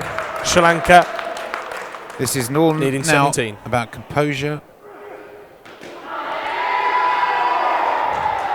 That's the sort of composure we're talking about. Neil Patel reaching out the non-gloved hand.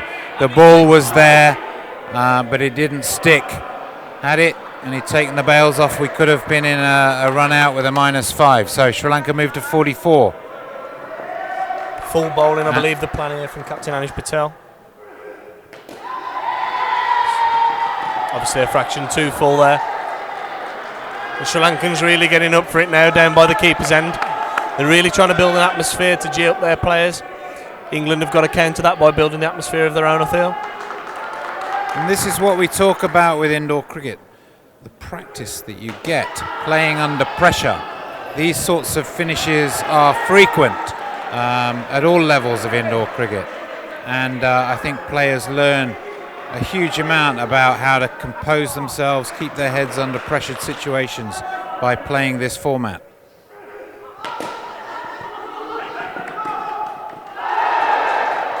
Great piece of fielding from Manish Patel. Great reaction from Manish. He really is a superb indoor player. Unfortunately, the batsman just getting back. So Sri Lanka 49, England 58. There's no doubt that England need a wicket or two. But there's no reason to think why they can't achieve it.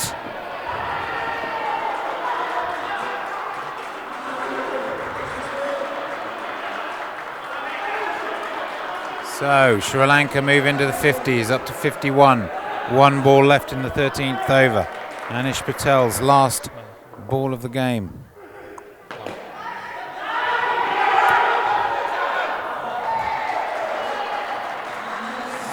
The real chance there for England. The chances are happening, so there's no reason for England heads to drop here. They've got more than enough time and options. It looks like we've got another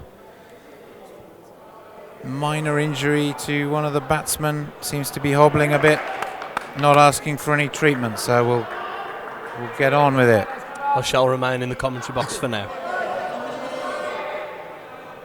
Gunny going to bowl the 14th over here. 3 overs remaining. Sri Lanka needing a solitary 5 runs, and I feel like if England don't take at least 2 wickets in this over, I feel they could be moving away from England a little bit here.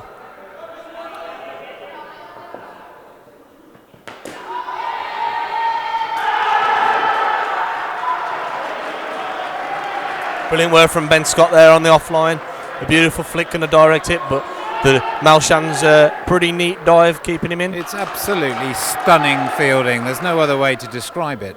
But again, similarly, the dive from Sri Lanka saved him. And the athleticism that's being shown here by some of these players. There it is. The scores are now level, Duncan. Yeah, so England under pressure to make things happen.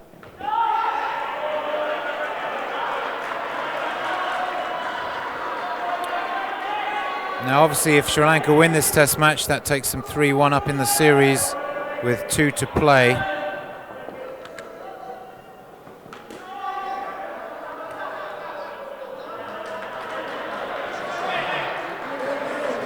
And both of those other 2 tests are tomorrow evening. 6:30, 8:15 UK time.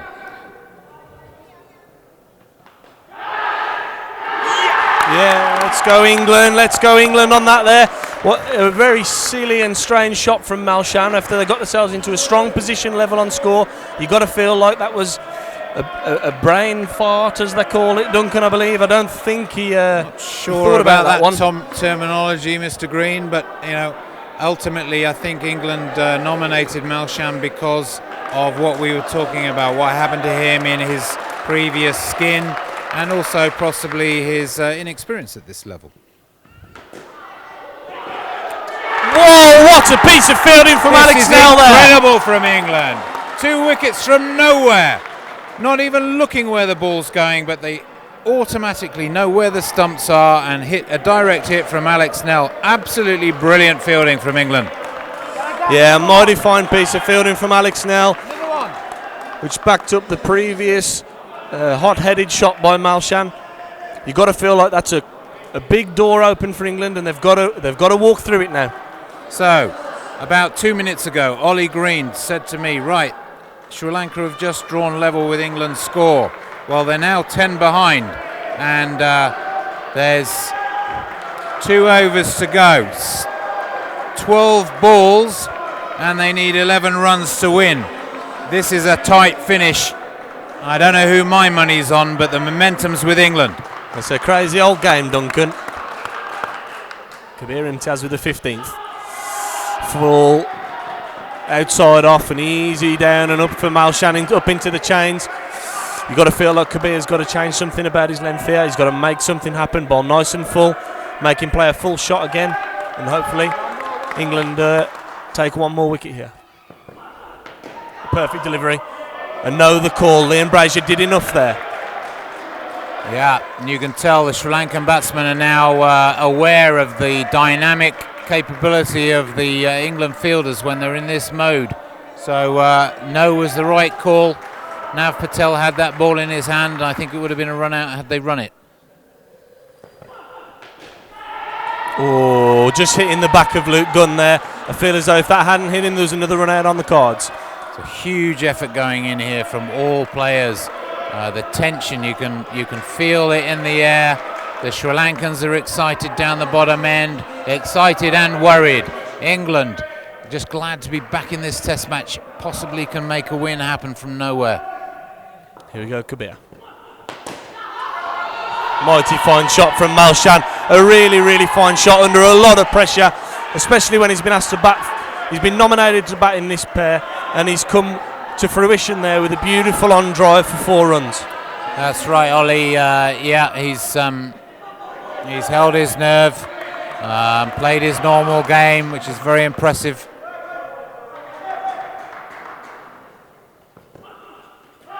There's the play and miss that we were looking for there. Kabir now with 1 ball left, 7 balls left in the game. Sri Lanka still with 3 to get. A wicket changes everything here. So 56 chasing 58, 7 balls left in the game.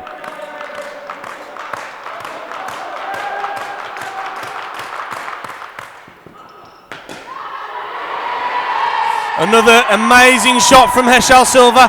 The slower ball from Kabir just airing on the full side, and Heshal Silva pumps that back net for 4. What a beautiful shot by the man. Really, really quality under pressure. Yeah, we saw real quality from England in taking 2 wickets. I think we've just seen the reverse from Sri Lanka, and look at the score. They're back up to 60, 2 ahead of England's score, 1 over to go. This is an incredible format of cricket. This is an incredible international game of cricket. The swings and roundabouts. 1 minute it looks like it's going to go England's way. The next it's Sri Lanka fighting back. Here they are. Sri Lanka in control of this test match, in control of this series. They've got to face 6 balls and not get out. Here goes Luke Gunn. Final over. They're going to take their medicine, play out to possibly 2 third balls. Obviously a risk, but if the ball's not in the right spot, Heshal Silva's experienced enough to know not to go for those full shots now. It's going to take something special from an England fielder, possibly a special delivery from Luke. That's too short from Luke Gunn, and easy pickings up and down for Heshal Silva. A fine shot from the young man, keeping a cool head. He does look as cool as ever, does Heshal.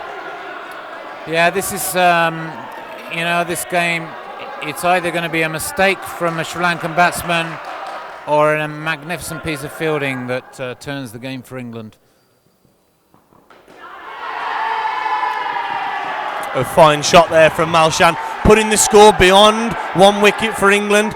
It's going to take 2 wickets now from the final 3 balls to give England the chance to level the series at 2-2.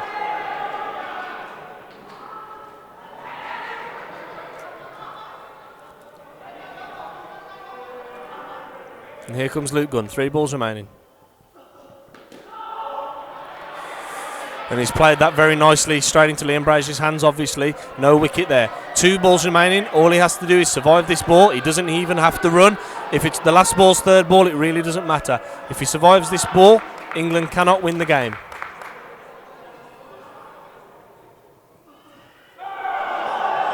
That's a no ball height.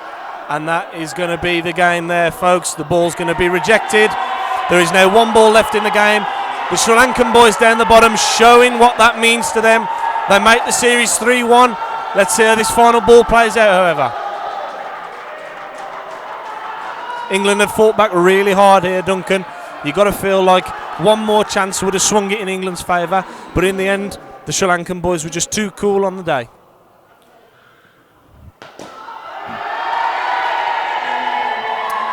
Yes, and for 2 evenings running we've talked about the fine margins and how clinical you need to be at this level, and I think that's been the difference tonight. Just Sri Lanka showing a little bit more clinical finishing to most of the things they do. That's not taking it away from a fantastic England team that really put on a great show in this second test match. So here we are, Action Indoor Sports Birmingham, England versus Sri Lanka, 6 test match series. Sri Lanka take the lead, an unassailable lead of 3-1 in test matches.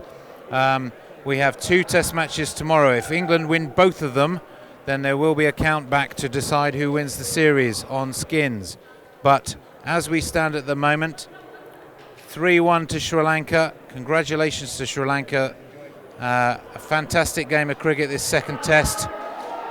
Thank you to everyone who's tuned in to the live stream, which has been brought to you by Red Iris Videography. That's a very difficult word for me to say. Easier than the Sri Lankan surnames, mine. Anyway, I'd like to say thanks for watching. Good night to everybody. Hopefully you can join us tomorrow, 6:30, 8:15, the last 2 tests. Final thank you to Ollie Green for joining us in the commentary box. Always a pleasure.